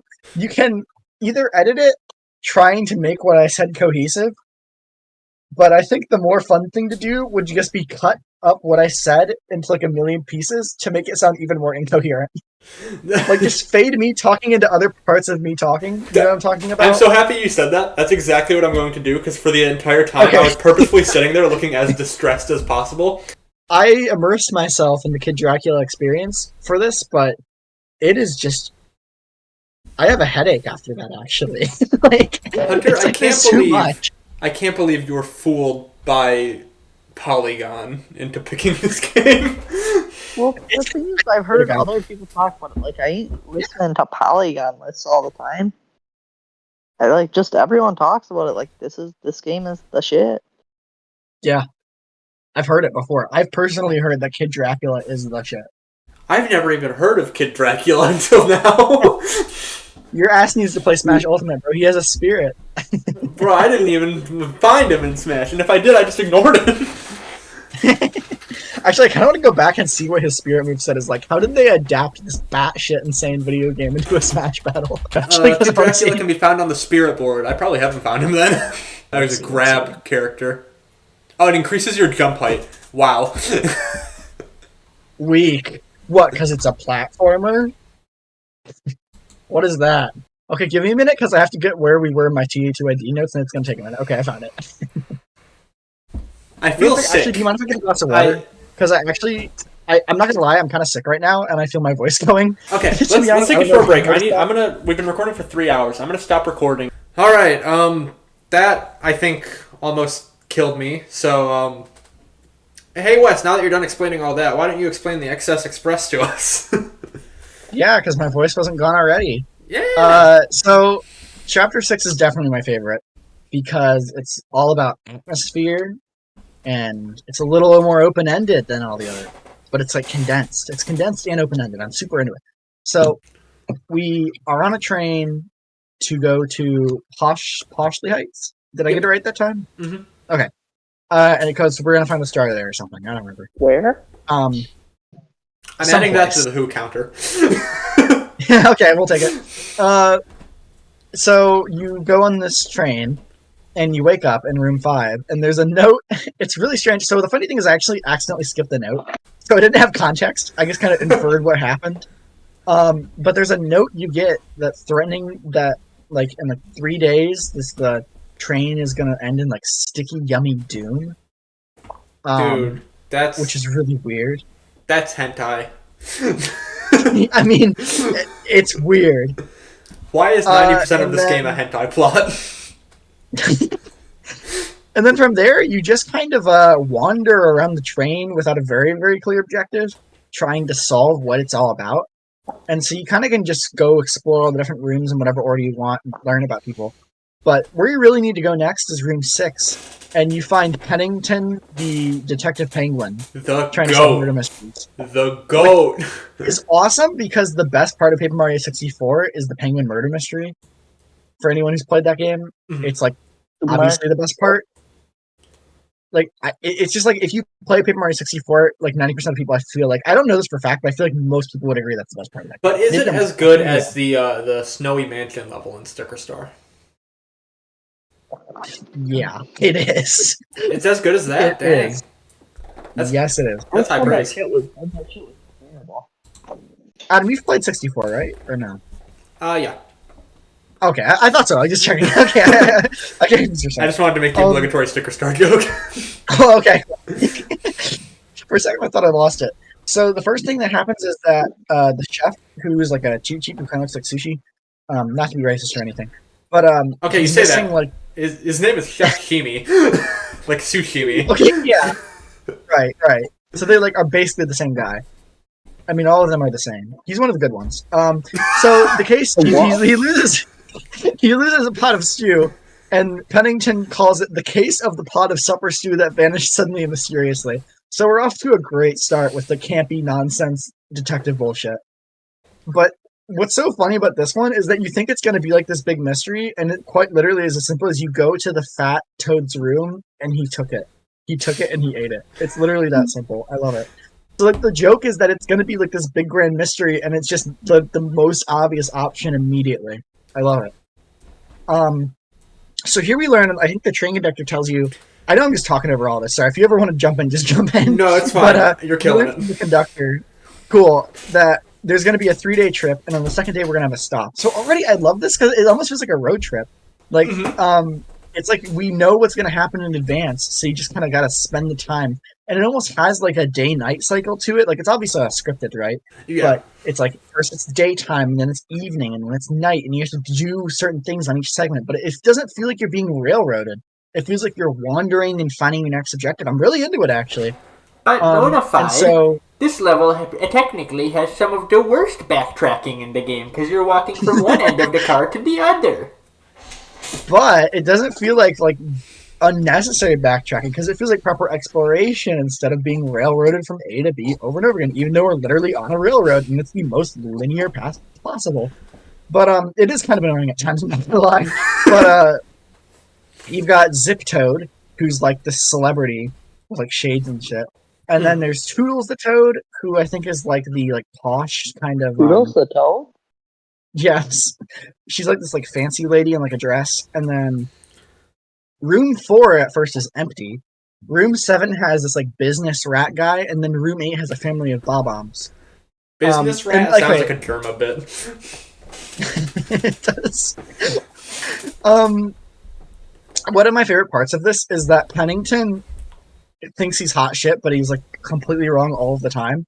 And I don't know an what you're incredible talking example of yeah, chat, is this real? He's never been wrong in his entire life. The best bit, I like the Gonzalez is funny. The Mario is great, but Pennington calling Mario Luigi for the rest of the game, technically not the rest of the game, but is so funny. For some reason, it's so funny to me. Like, it's so stupid, but he just no one ever corrects him for some reason. He was right first try. He nailed it. Yeah, he nailed it. And then, oh my god, the music during Sunset, it's pretty famous, I think. I've heard it in a lot of YouTube videos. Like, that is the most popular song in the soundtrack, probably. Yeah. Oh my god, it's so pretty. I hate to be the, but the music guy, but all of the music is so freaking good in this chapter. Yeah. No, for real though. All of it. Oh my god, I was gonna get there. This chapter, go off on the battle entire game sounded like... Oh, I'm gonna get there. Yeah. That's, you know all about, like, the big band jazz shit. Like, that's, like, my favorite thing in the world. Yep. Oh my god, bro. Okay, we're gonna get there, though. We haven't even gotten to there. So, the first puzzle you have to do is, like, the kid wants an awe thing, like an AU starting present for his birthday. It's really weird. Mm-hmm. And you think it's gonna be Zip Toad with the autograph, but it turns out he wants one from the engineer. I don't know. It's just, like, it's kind of a neat little puzzle where it, like, subverts expectations, which is what Paper Mario is all about, right? But also, Zip Toad doesn't give autographs. Do you know why Zip Toad doesn't give autographs? I don't remember. It's because he's dupeless. He can't give Zip Toad's autograph because he doesn't know it. Oh, yeah! Wow, I didn't even think about that. This game's so good. I like how Pennington's theory, by the way, is that the kid wants a Game Boy Advance. He's so right. He's so based for that. Bro was spitting. So we do all that, and then it turns to night. And at night, there's a blanket missing, and we find there's a ghost toad. What is his name? Do you remember? Ghost T. You said it earlier. Ghost T. Ghost T, of course. And his whole gimmick is that he lost a diary, and you need to go find it for him. What I like about Ghost T is he's, like, genuinely kind of imposing, I feel like. Yeah. Like, I don't know, he's kind of intimidating and scary. He's kind of evil. Yeah. Like, he's kind of just like an evil NPC. He's just a ghost. And he's, like, fucking cursing. Like, he's just, like, evil. He's just evil dude. And you have to get him his diary so he can move on to the afterlife. He can stop being shackled to his room. and so you go get his diary. Go on. I like how he starts ascending too, and then he just falls back down. It's awesome. Yeah, he just changes. Just another like amazing bit. Just quickly before we move on, we'll get to it later. This is probably like the last thing we talk about. Did you watch the credits, or did you just like walk away from your Switch? Yeah, I watched them. Okay, cool. We'll get to that later. Paper Mario credits. I know better than to skip Paper Mario credits. They're always bangers. Even on Sticker Starter credits are good. Yeah. Let's see. So next, the rat has. The music was good. Don't be hating on Sticker Star soundtrack. I'll hate on every part of that game that I want. Well, at least you know it has the Discord ping in it, so. It still doesn't. There is nothing. There is literally I swear nothing. to God. No. Wes, No. there is I literally not a watched the single YouTube thing short. at 34-second I mark watched the of Sand YouTube Shifter short. Ruins and I Paper Mario watched the Sticker YouTube Star. short. There's not a I single watched thing the at the YouTube short over 34-second again, mark and I of swear Sand to Shifter God. Ruins and Paper Mario Sticker I Star. watched the YouTube short and I heard it in the YouTube short. Watch it. Go watch it. I It's will in there. pull it up on. Hang on, shut the fuck up because you're sharing an audio track with the thing. Huh? It's in there. I Bro. swear to God, it's in the background. Hear me out. I swear to God. This has a 32-second timestamp. Listen to the very background of the audio track.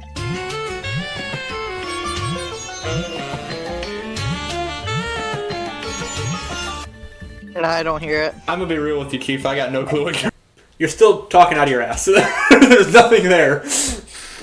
I'm not going to fight my fight right now, because I've already fought valiantly. But I swear to you, listen to it. It's I in just there. did. I just listened to it. There is He is nothing. not- There is not a I'm single sorry? thing at the 34-second mark of Sand Shifter Ruins and Every Paper Mario Sticker single Star. time that I've rewatched that YouTube short, because it gets recommended to me all the time for some reason, I watch it and I hear the Discord ping sound. I swear to God, I hear it every time. There's nothing Not there. once have I not heard it. There is nothing there. You're wrong. Time for you. Moving on. You're wrong. You're wrong. Download an editing software and isolate the audio file of I where it will. is. I will download.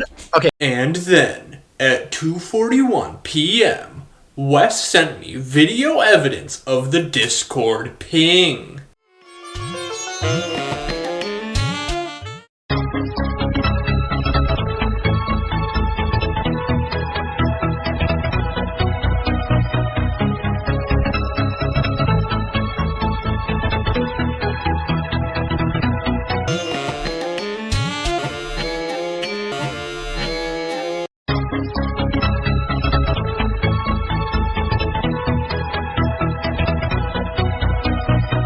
And the moral of the story is Wes actually just has schizophrenia. I don't know what he's talking about. I'm sorry I had to show you guys that. I know that was a little embarrassing, but it had to be shown to the public.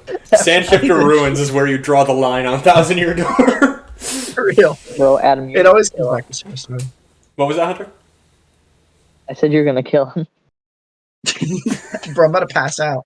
I'm sick. You can't be having me fighting up here. So, anyways, day 2, I think. I'm not keeping track. Business Rat loses his luggage, and it has like a prototype or something. Mhm. And I don't the Super actually Serum. remember. Oh yeah. And then I think the Zip Toad is the one who took it because he was the one who was duplicitous, right? And he Yes. runs off. And it is At the also worth Riverside mentioning, you know how you can check like everyone's wardrobe and see what they have in there? Yeah. Zip Toads is full of postcards of himself, presumably because Dupless needs to stay looking like him, so he keeps looking at the Oh! pictures. I thought those were like autographs that he wanted to sign. I mean, they could. It's another one of those things where it's like it's up to interpretation. Oh, I just thought he was deeply attracted to him. Bro didn't play the game. What do you have? But that is, I mean, yeah, that's kind of what I thought too, though. Honestly, though, I just thought he liked looking at. It can be either. Honestly, it can be either. It works with the Dupless twist. Either way. Anyways, so you go to Riverside Station, and now you can start fighting these little dust mite guys in there, and holy shit, this is the greatest battle theme in any game ever. I actually genuinely think this might be one of my favorite JRPG battles. And like, there's a long list. I don't know if it's my number 1, but I do think this is definitely like my top 5 JRPG battle themes. And if you know how many of those I love, that's extremely high praise. It's so good. It's so freaking good. It's insane. The moment I first heard this battle theme, I knew like, oh, Wes is gonna freak out when he hears this. Oh yeah. And I did. I genuinely freaked out. I wrote in my notes. Hold on, let me see if I can find it. Oh my fucking god, this battle theme is amazing. That entire sentence in caps with 6 exclamation marks. So Dang, 6? I really, 6. Yeah, this was a 6er. I was really excited about that. This whole chapter's music is like that. It's like the whole thing. Oh my god, the boss theme. Oh my god! And I love It's peak. Not enough people talk about how like games usually have like a genre for their music. Paper Mario's genre is just whatever chapter you're in, All and of that's them. so good. Yep, it's so good. But it's always like live instruments, or even if it's not, even if it isn't live, it's like arranged. I can't tell the difference. It sounds live. Right. It's so good. So honestly, what actually happens here isn't that interesting. If I'm going to be frank, You do a bunch of puzzles with like cogs and keys and spring jumps. It's pretty fun stuff, but I don't really think it's worth going through all of it individually. No. Talk But just a about bunch each platform at a time. Yeah, okay.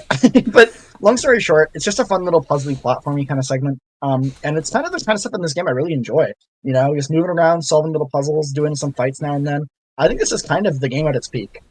Like when we're stuck at Riverside Station, we got the best music, fun little puzzly platforming stuff, compelling story. It's all. This is where the game really comes together, and it's like I'm really like immersed in getting the appeal of this game that everyone like raves about right now. I'm into the Right. characters. I'm into the story. I don't really know what's going to happen. I'm into it. I was like really into it, honestly. And like the new ability with the spring jump's cool. It's on. This fucking Yeah. game is so good.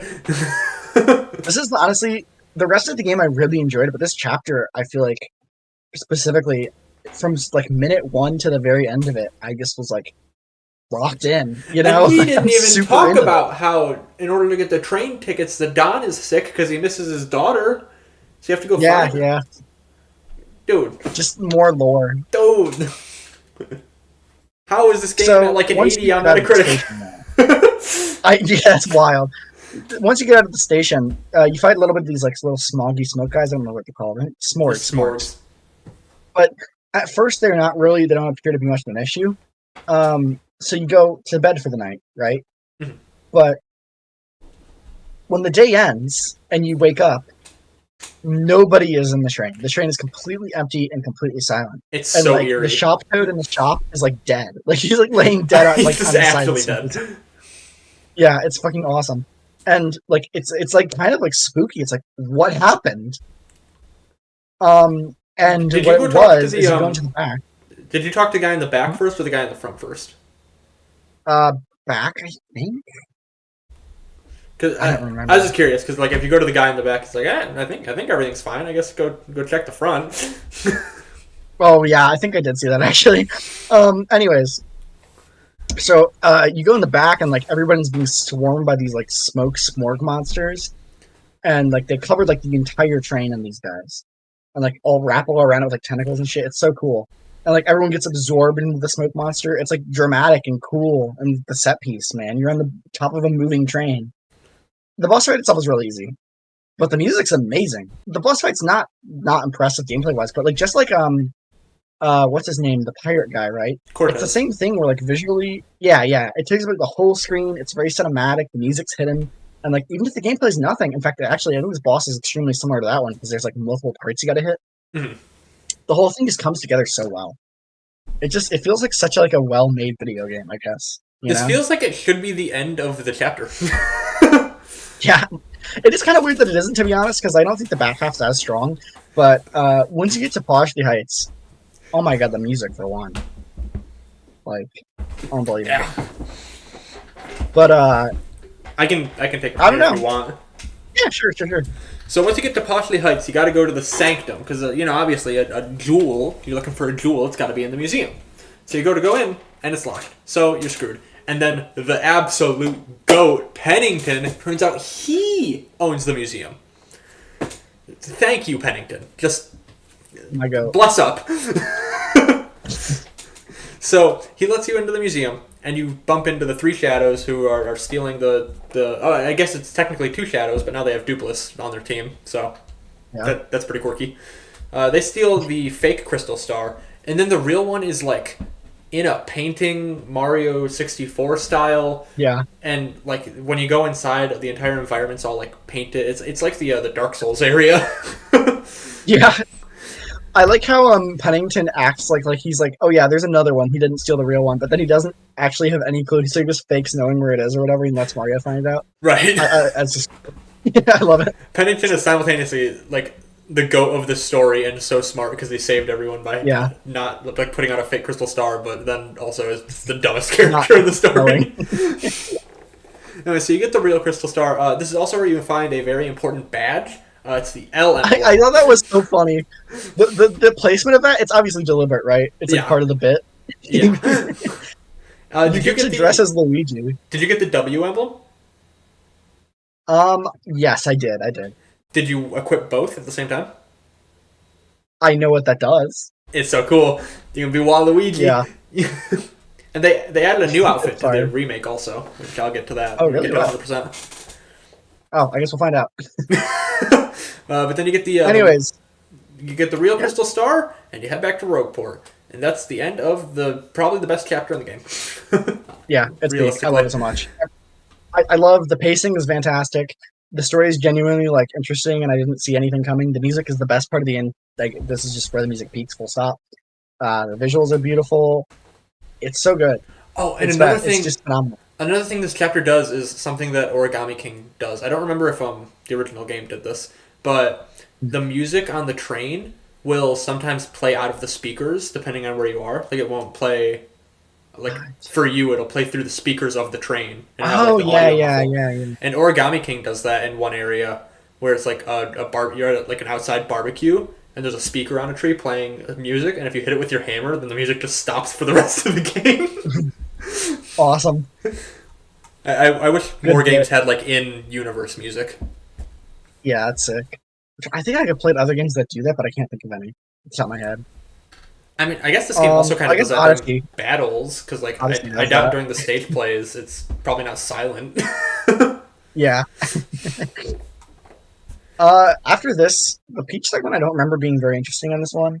There's nothing for it in the but- soundtrack, so I don't know what it is. Yeah, it just must be nothing. But I do find it crazy that they just reveal that Peach is on the fucking moon, which is just like I actually found this pretty. I didn't know there was a moon part in this game. I thought it was pretty crazy. Just like what a reveal! Like, oh yeah, by the way, we've been on the moon this whole time. Yeah, Like, Wait, she was on a moon? she was on the moon. I know. She's on the fucking moon. What the hell? I know it's fire. I love it. It's so out there. Only Paper Mario can get away with this. Yeah, And then I don't really remember the Bowser thing. the He's Bowser one is and- the oh, yeah, he's in castle the level. castle. The music for this part also fire. Like it's just a that's remix true, yeah. of the Mario 1-1 castle music, but like it's really good.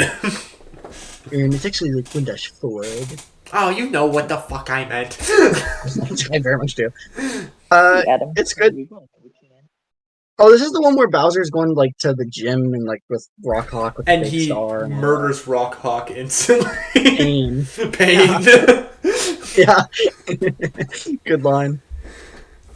Oh, we're at my Luigi's hanging favorite. with some shady guy. We're at my favorite area in the game. Oh? Yes. So, next up, you have to go to a snowy area called the Far Outpost because you need to get to the moon. And so you're going to need a cannon to launch you there. And you go there, and I don't know if you guys caught this. Hunter kind of caught it when he was bringing up the Confederate bombs. It's less obvious in this version. It's more obvious in the original. They're not Confederate bombs. They're Russian, Russian bombs. Yeah. I And in noticed. the original, it's way more obvious because they say "da."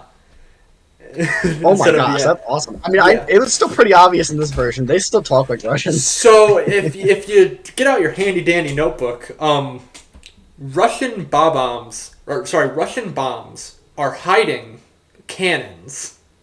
This is a Civil War joke. It's awesome, dude. It's so cool. This game is so like it's not edgy in any ways that are possibly offensive. It's just like off-brand. Anyways, now you get to go through the General White mission. So basically, you need 2 people to launch the cannon. Yes. So you need Also, I just want to add, it's super funny that this chapter is just called Mario Shoots the Moon. yeah. Like, I'm just gonna drop that real quick. But yeah, go ahead. That's an Eggman reference. So you need Real. 2 people to activate the cannon. You need Gold Bob, and you need General White. So you go to Gold Bob, and he has his own theme, by the way. I don't know if you noticed when you were talking to him. I wrote that too. His theme goes crazy. Mm-hmm. So you're talking to Gold Bob. Why? And you have to convince him to let you turn on the cannon. And in order to do so, you have to give him all of your money. But he does give it back. But the fact that you have to commit and say, fine, you can have all of my money, and you have to do it like 10 that's times awesome. is very funny. Yep. And I then wrote General White... repeatedly in all caps. Yeah. And then General White, you have to go to...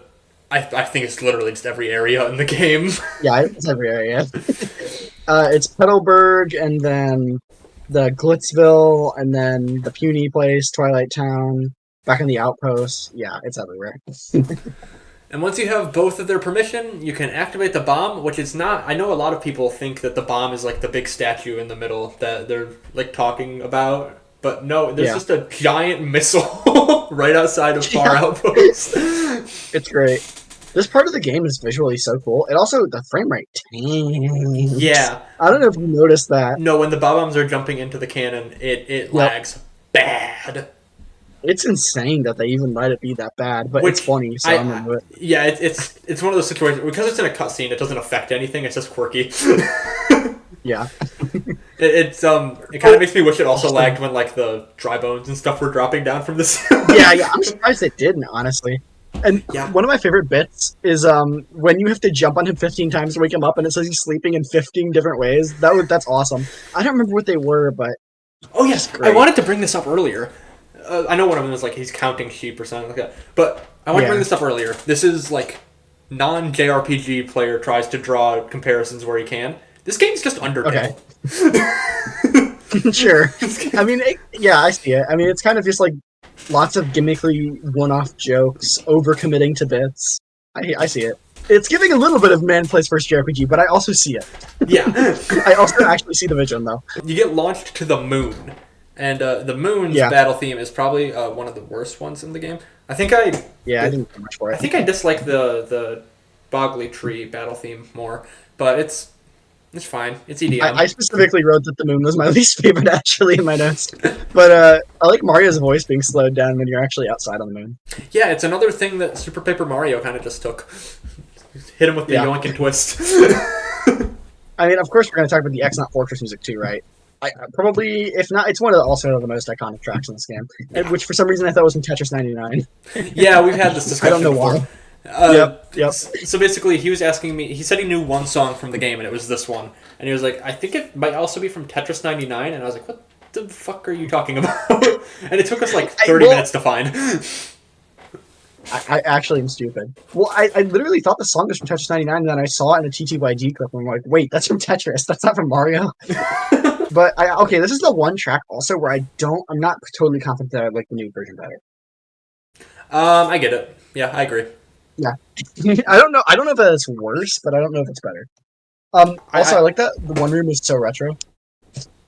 Yes. Wait, that's actually so cool though, because you open your party slot and they've all got their own individual sprites. Yeah, that's new, right? No, that was always in the game. Oh, okay. I'm stupid. Cool. Maybe they had backslash something. Okay. This is crazy because I did not realize this the entire time. The victory theme in battle sounds like Super Mario World. You know, I might be stupid. Hang on. Did you also not notice that? Damn, that's crazy. So yeah, I'm not like. Thanks hold on, for your contribution, Hunter. What? Hold on, but like, I mean, it is true though. I'm pretty sure. Hold on, let me double check. Yeah, let me pull it up.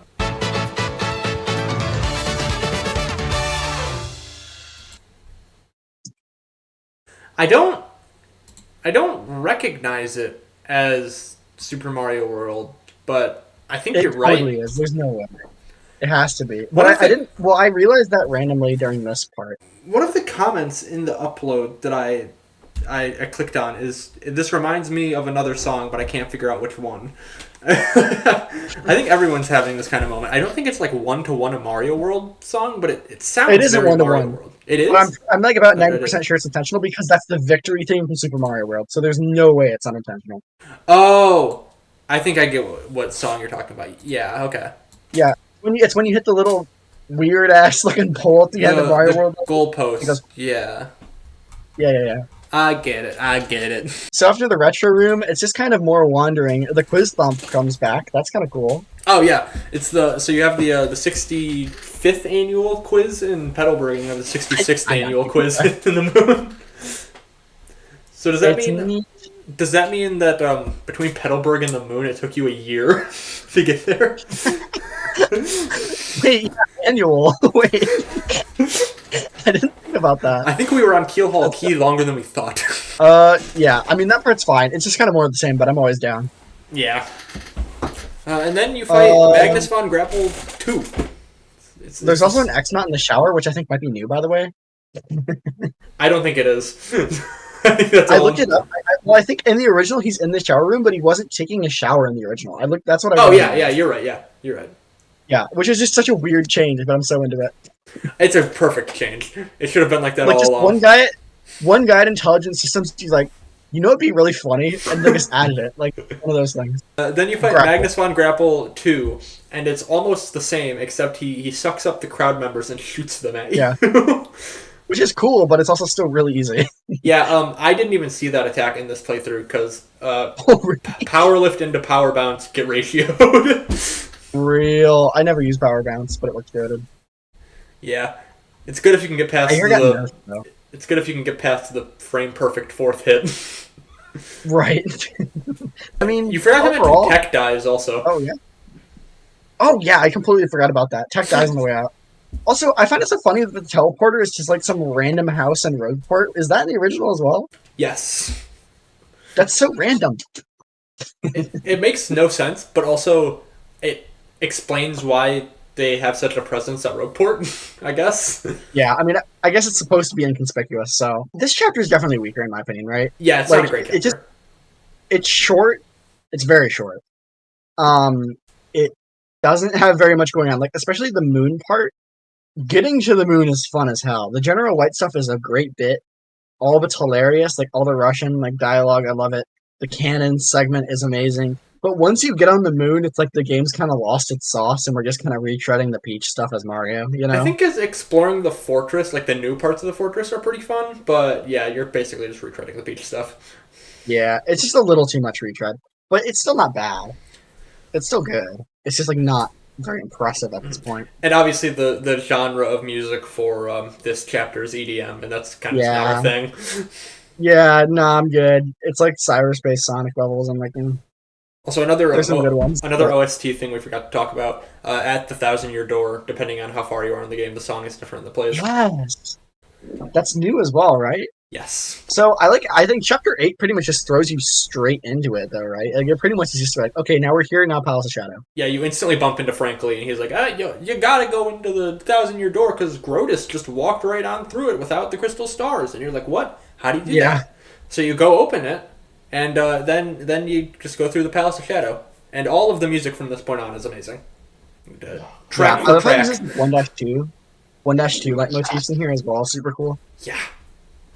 Anything else major happen? It's just a lot of puzzles mostly. Gloomtail. Yeah, I wasn't into the tower with all the little puzzles because those just kind of feel like time wasters, you know. I liked it kind of. It reminded me weirdly of Deltarune.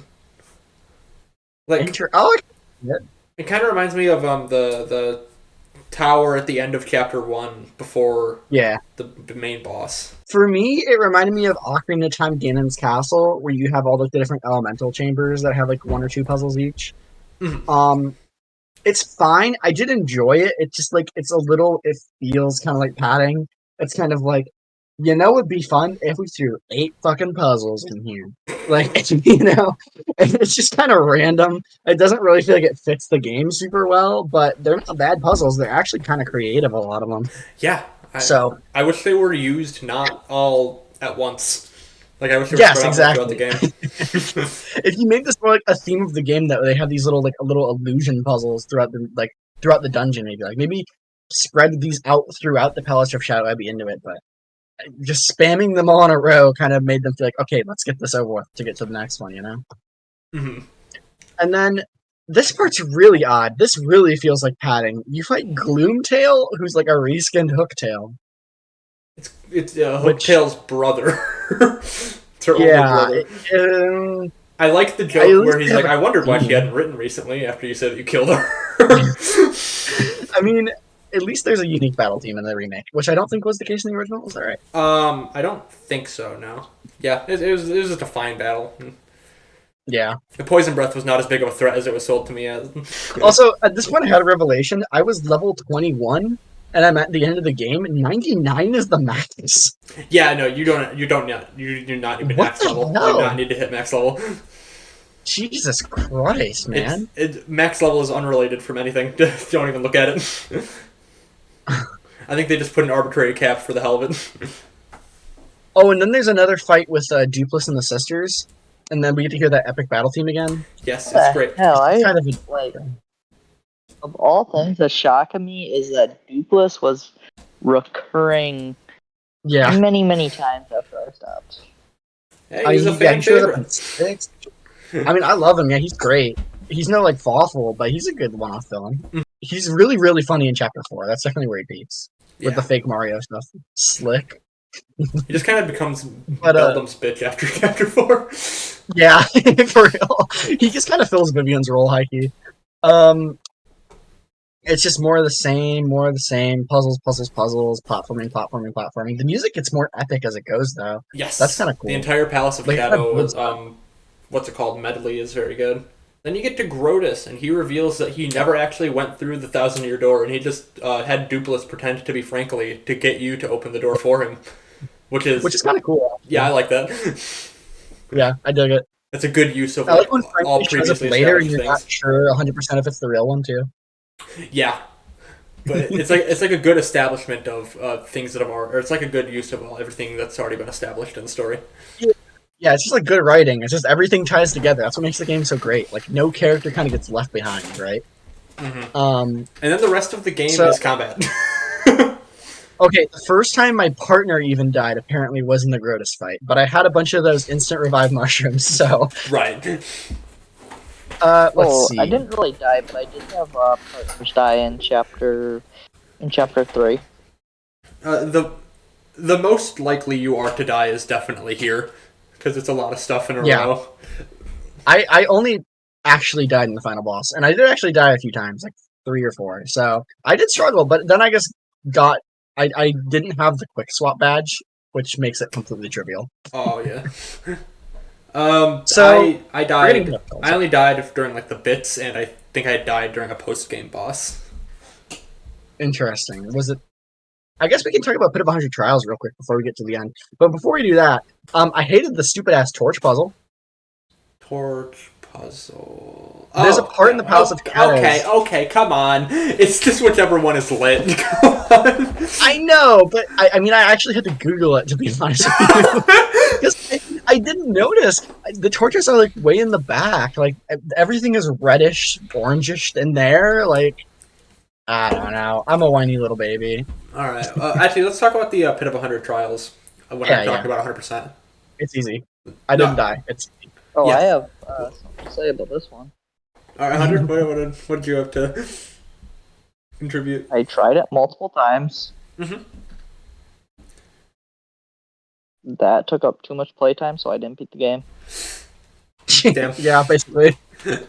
What was the lowest layer you got to? I don't even know. I was always encouraged to quit early, so I never really got to my true potential. I think pre-chapter 5 you probably wouldn't have made it, but I would love to see you try again. I think he hit somewhere in the 30s, maybe. Alright. I mean, that I sounds about think I right. got in the 40s on my second time. Okay. Not bad. But yeah, I mean, I thought what is the boss's name? One of the tails, man. Bone Tail.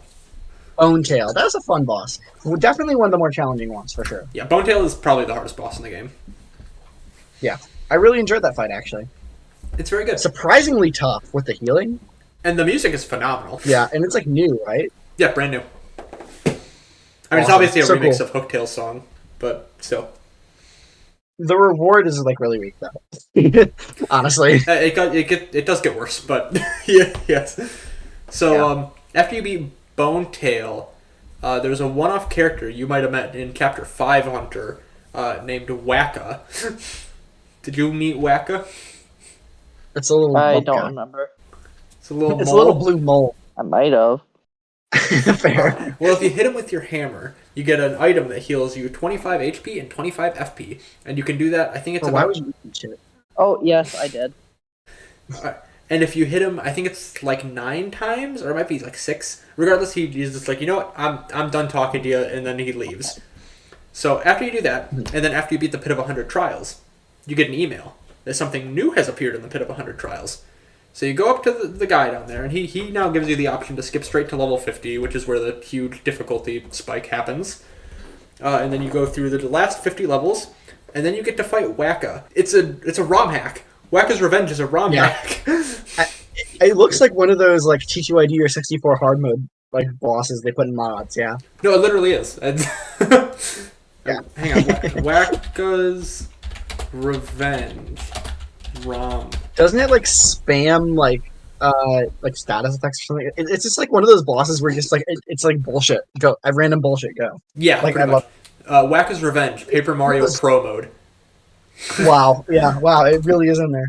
So, if you basically he every time you hit him, he spawns a Whack-A-Bump and he'll throw it at you. And each Whack-A-Bump does, I think it's like 10 damage. And then he has red Whack-A-Bumps that deal 50 damage each. Yeah. Oh my god. And 50 in this game, 50 in most JRPGs is like, nothing. But in Paper Mario games, that's wild. So you can either use Vivian to dodge them, you can use Koops to block them, or you can parry them. I just parry them because I'm not a coward. Pro tip, don't use Power Bounce because he spawns one Whack-A-Bump per jump. So just use Power Lift and then use Power Smash. And it's a really easy fight. And use Koops cool to block that hits. But it's very cool, yes. I love it when really add much to Nintendo this remake. officially references ROM hacks. Well, I doubt. I bet it was inspired. That I can believe. Or at least I don't bet, but I think it's very possible. But I Oh, don't. so this wasn't in the original. No, yeah, this is brand new. Yeah, this wasn't in the original game. But there was I a should ROM clarify, hack. not the tries, just There- the extra boss. There was a ROM hack for Paper Mario 64 called Wacka's Revenge, and in this it's called Attacka of the Wacka. So Yeah, I mean, it does seem potentially inspired. Potentially. Well, I guess is there anything else to wrap up before we hit the ending? I mean, I'll just go over 100% quickly, and then we can do story finale. Yeah, sure.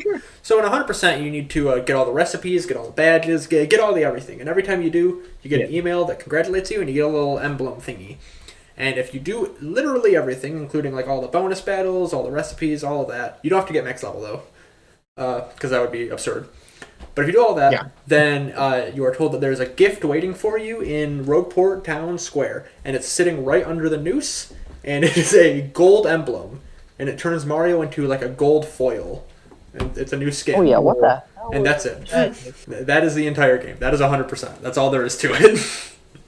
I got most of the shine sprites. Hey, that's good enough. Oh yeah. Also, if you get all of the star pieces and shine sprites, you get like the sound test mode and concept art, which I like how the concept art. Yeah, the concept art is awesome because it shows what could have been in a much worse way. Oh, I'm happy you were bringing it up now. I'll add a picture of it to the video. There's a picture of Rogueport Town Square where all of the graphics look kind of weird, sort of like color splash-ish, and Yeah. Mario and his partner have white outlines and are completely flat with no depth. I would have actually died. Mario, he even has like the Origami King like color scheme with like the kind of muted reds and blues. It's so bad. It's so bad. Like, Mario being a flat piece of paper takes away all of the like believability that he could move in a real world, because it's more stop motion because you're just replacing a piece of paper with a new piece of paper, versus if he's like I don't have disconnected cardboard, I don't have so much it kind of issue with it. flows. I don't have so much issue with Mario being flat. It's just that they would be changing the original art style to that degree. It would be horrendous.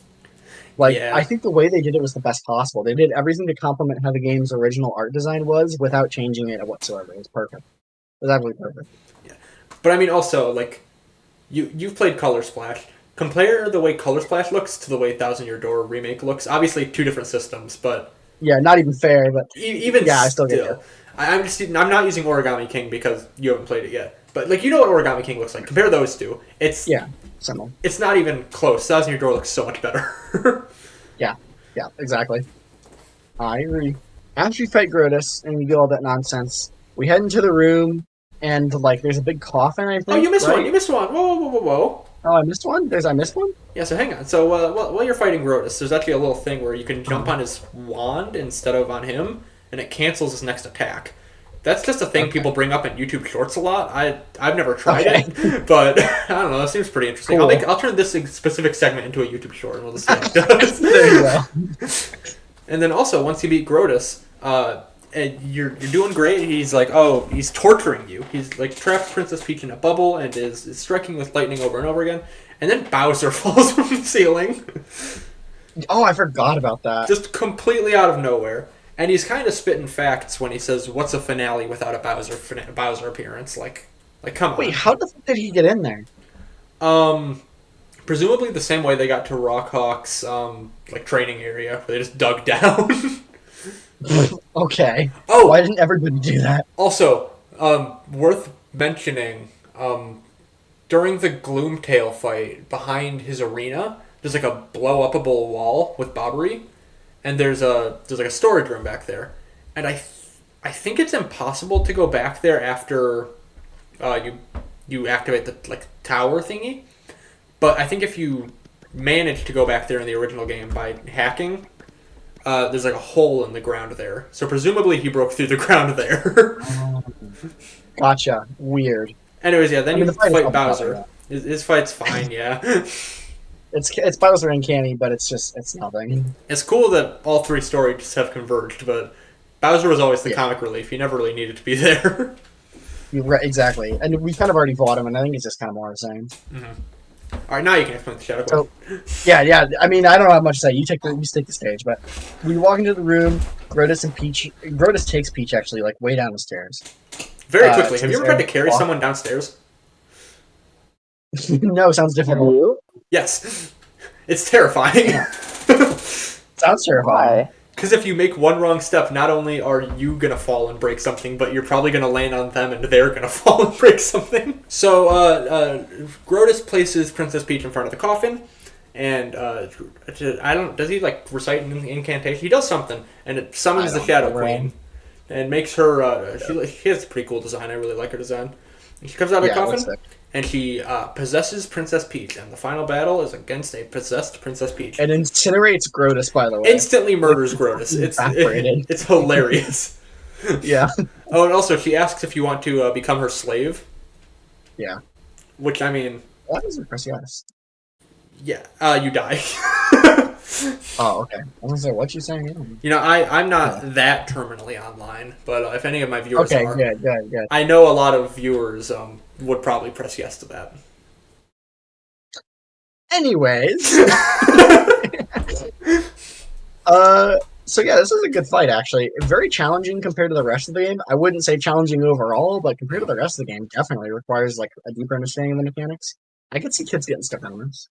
It's very scripted, honestly. Yeah, that's So the first phase is you just gotta deal a bunch of damage, and then she's like, "Okay, I can't fight you like this," and she goes back to her normal form of like her demon, and she's completely invincible.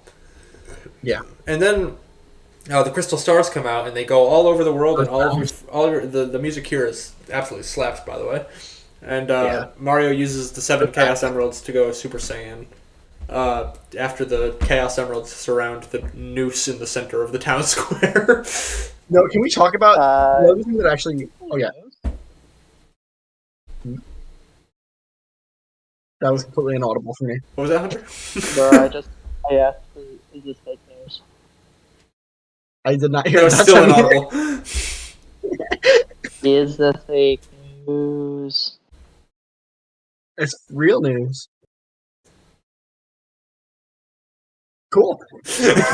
Go on. I was What gonna were you say, saying? I don't remember. Oh yeah. Sorry, Hunter. I'm not trying to bully you for here. I just couldn't hear you. As I say, one of my favorite parts that actually got me to laugh out loud is at the end when we're like going over everybody. I like how Pennington is confused because he hears people praising Mario, and he's like, "Wait, was he Mario? It's not Luigi? Yeah. And I think Yoshi says something about Gonzalez too, but I don't really remember. That might be in the epilogue. Who knows? That's in the epilogue, yeah. Who cares? But it's like Earthbound. They do the praying thing and it weakens the queen. Nobody has played No, Earthbound. have they? it's like Undertale. How all of the people get you to help defeat Flowey. And you know what Undertale is kind of like? Guys, I think this is a JRPG. That's crazy. Undertale is kind of like Earthbound, you guys. Has anyone noticed this? No. Anyways, so also Peach like gives us her power, which like fills up our meters and heals us and stuff. And then skipping past all my pedagogic trials after I die. Okay, there we go. Yeah. So I finally got the badge swap thing. It was easy. And also when she like dies for the last time, the frame rate tanks again. Yeah. We have one more for the road. It's great. Don't forget, right at the start of the third phase, you get a scripted bingo, which is just always amazing. That's scripted. Yeah. You just broke my heart. Yep. Dude, Every single time. Hey, it's in my notes. I got bingo like 4 times in my entire playthrough, and 2 of them were on the final boss, and I was really excited about it. Okay, one of those was real. One of them was real. Right at the start of the first phase, you were guaranteed to get 3 shine sprites. 2 different attempts. 2 different attempts. Both of them were not real. Did you notice that they were both shine sprites? I was excited that they were both shine sprites. So just ruined my fucking day. yeah, that's why for the first 3 turns of the final battle, you're supposed to use all of your star points and stuff to like as fast as possible because you're gonna get all of them back. You just ruined that for me. And also, that was like my. At the start of the third phase, the entire crowd is dead, so the reason it is a shine sprite is so you can get your entire crowd back. Oh, I gotcha. Sorry. So, I mean, I'm fucking devastated. I mean, I think once the queen dies, though, not much actually happens, right? The game just kind of ends. Mario goes home. Yep. And there is a and then we get a little a really kind of beautiful part where at the start of the game, Peach is like completely disgusted by Rogueport, but then on their way out, despite being kidnapped the whole time, they sort of see the beauty in Rogueport. That's kind of cute. I like that. I really loved how the partners concluded their arcs here. I especially loved Coops saying that he likes himself and all that. It is such a good arc. And that he wants to become the mayor. Coops is my favorite. It's great. Yeah, Coops is my favorite character in this game, actually. Fair. But I really liked Vivian for some reason hits on Mario again. The Punies give him mushrooms. Is this one of the nice few times that confirms Mario and Peach are together? Because Vivian goes to hit on Mario, and then she goes, never mind, you and Peach make a cute couple. I mean, I guess it's been implied in that way in many instances, but when it comes down to Peach and Mario actually acknowledging it, it never happens, so... Let's see. Oh yeah, and I really liked how at the end there's a new portrait next to the old one. Yes, of all the TTYD partners. And then a completely brand new thing that I love as an addition to this game. So in the original, Peach still comes and is like, hey, I found another treasure map, let's go on another adventure. And Mario's like, no, I don't want to. And then he ends up going anyways. But in this version, it does a freeze frame with some funny music, and then it literally bookends the game by closing the book at the end. Oh, that's new? That felt super deliberate. Brand new. Why was that not in the original? It seems obvious. Well, also, I really liked, one of my favorite parts of the epilogue is, Flurry putting on the play with Dupless, and it's Paper Mario. Yes, and did you see what she was fighting? I don't remember. It was a giant boo, the one you missed. God damn it. Also, Parakarry opens the parade. It's just nice, man. It's nice. It's such a satisfying ending. That and then I finished that ending everyone bows thing, completely new. That was not the original credits. That's again these obvious additions. Seamless. Yeah, the bookend thing is new, by the way. So in the original version it just does those Star Wars transitions where it not fades in, but it does a big circle and it zooms in the circle. Oh yeah. That is how 1,000 Year Door ends, and then it goes straight to credits. Awful. But yeah, that's the end, right? We made it somehow. Yeah. Oh well. One more thing in the credits. Ghost T ascends. Did you mention that? Oh, I forgot about that. Ghost T scares all of the other people in the chapter 6, and then just ascends to heaven. My goat. That's new. Goat. That's new in the new game. We know what happened. So, I love how conclusive this game is. I don't know. It's such a perfect love letter. It's such a perfect love letter, though. Yeah, it's a great send off to a very good video game, but not a perfect video game. Yeah, because we have some fun plots. Ooh. If I had to describe 1,000 Year Door in one phrase, I would say it's very full feeling. It's super complete.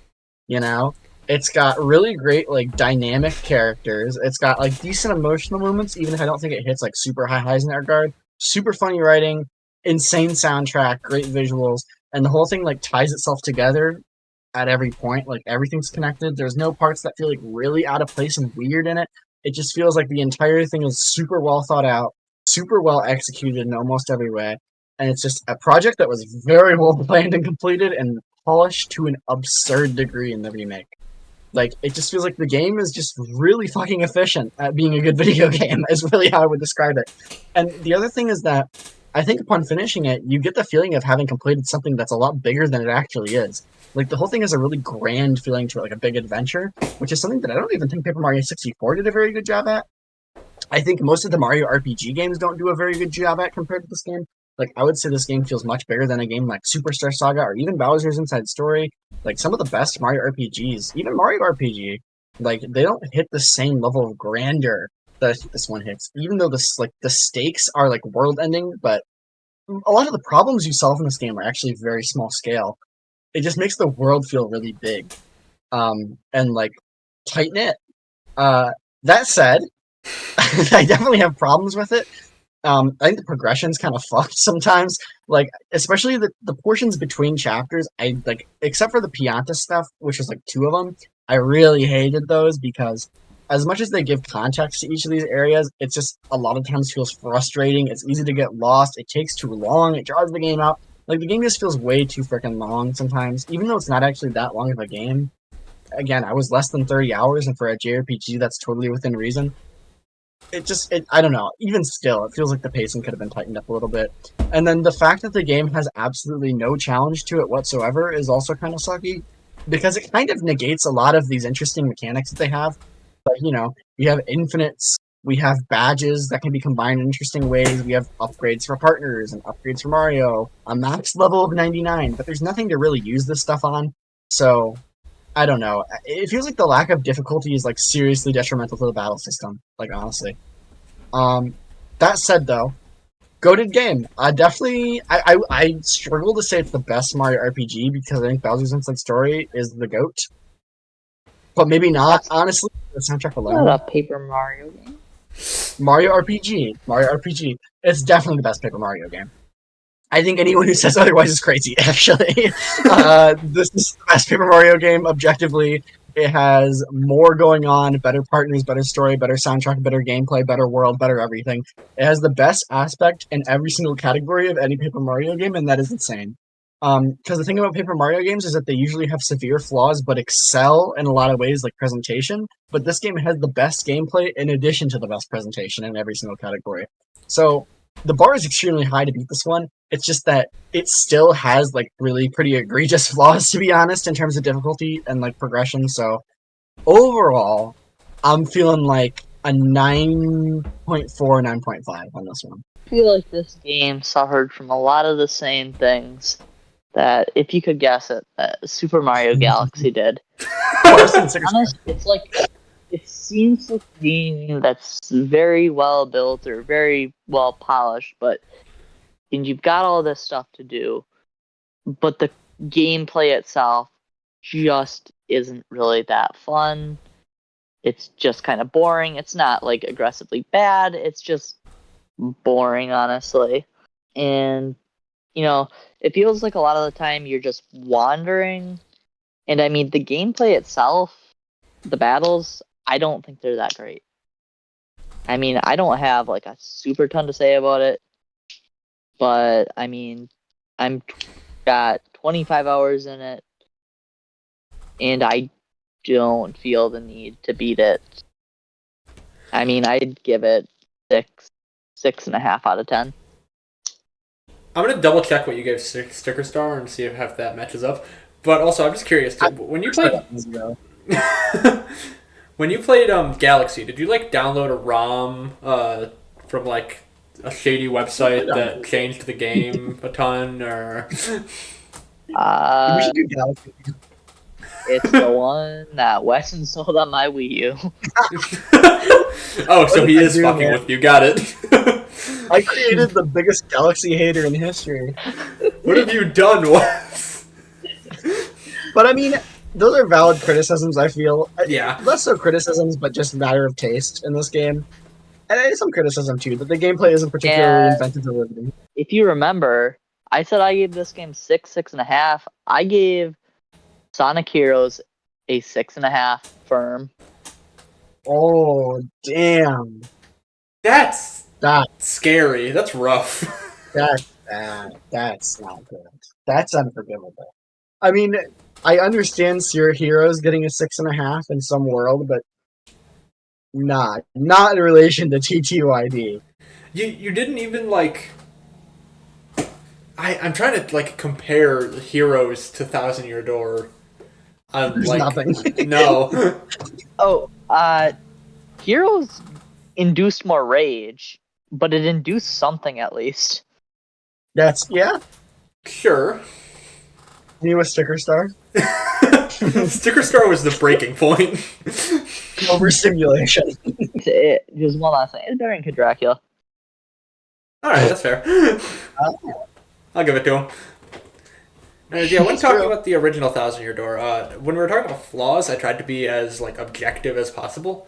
I seriously do like almost every aspect of this game, though. Like I enjoy pretty much everything, even some of the flaws we mentioned. The one thing that I think is just a tad too egregious, in my personal opinion, is backtracking.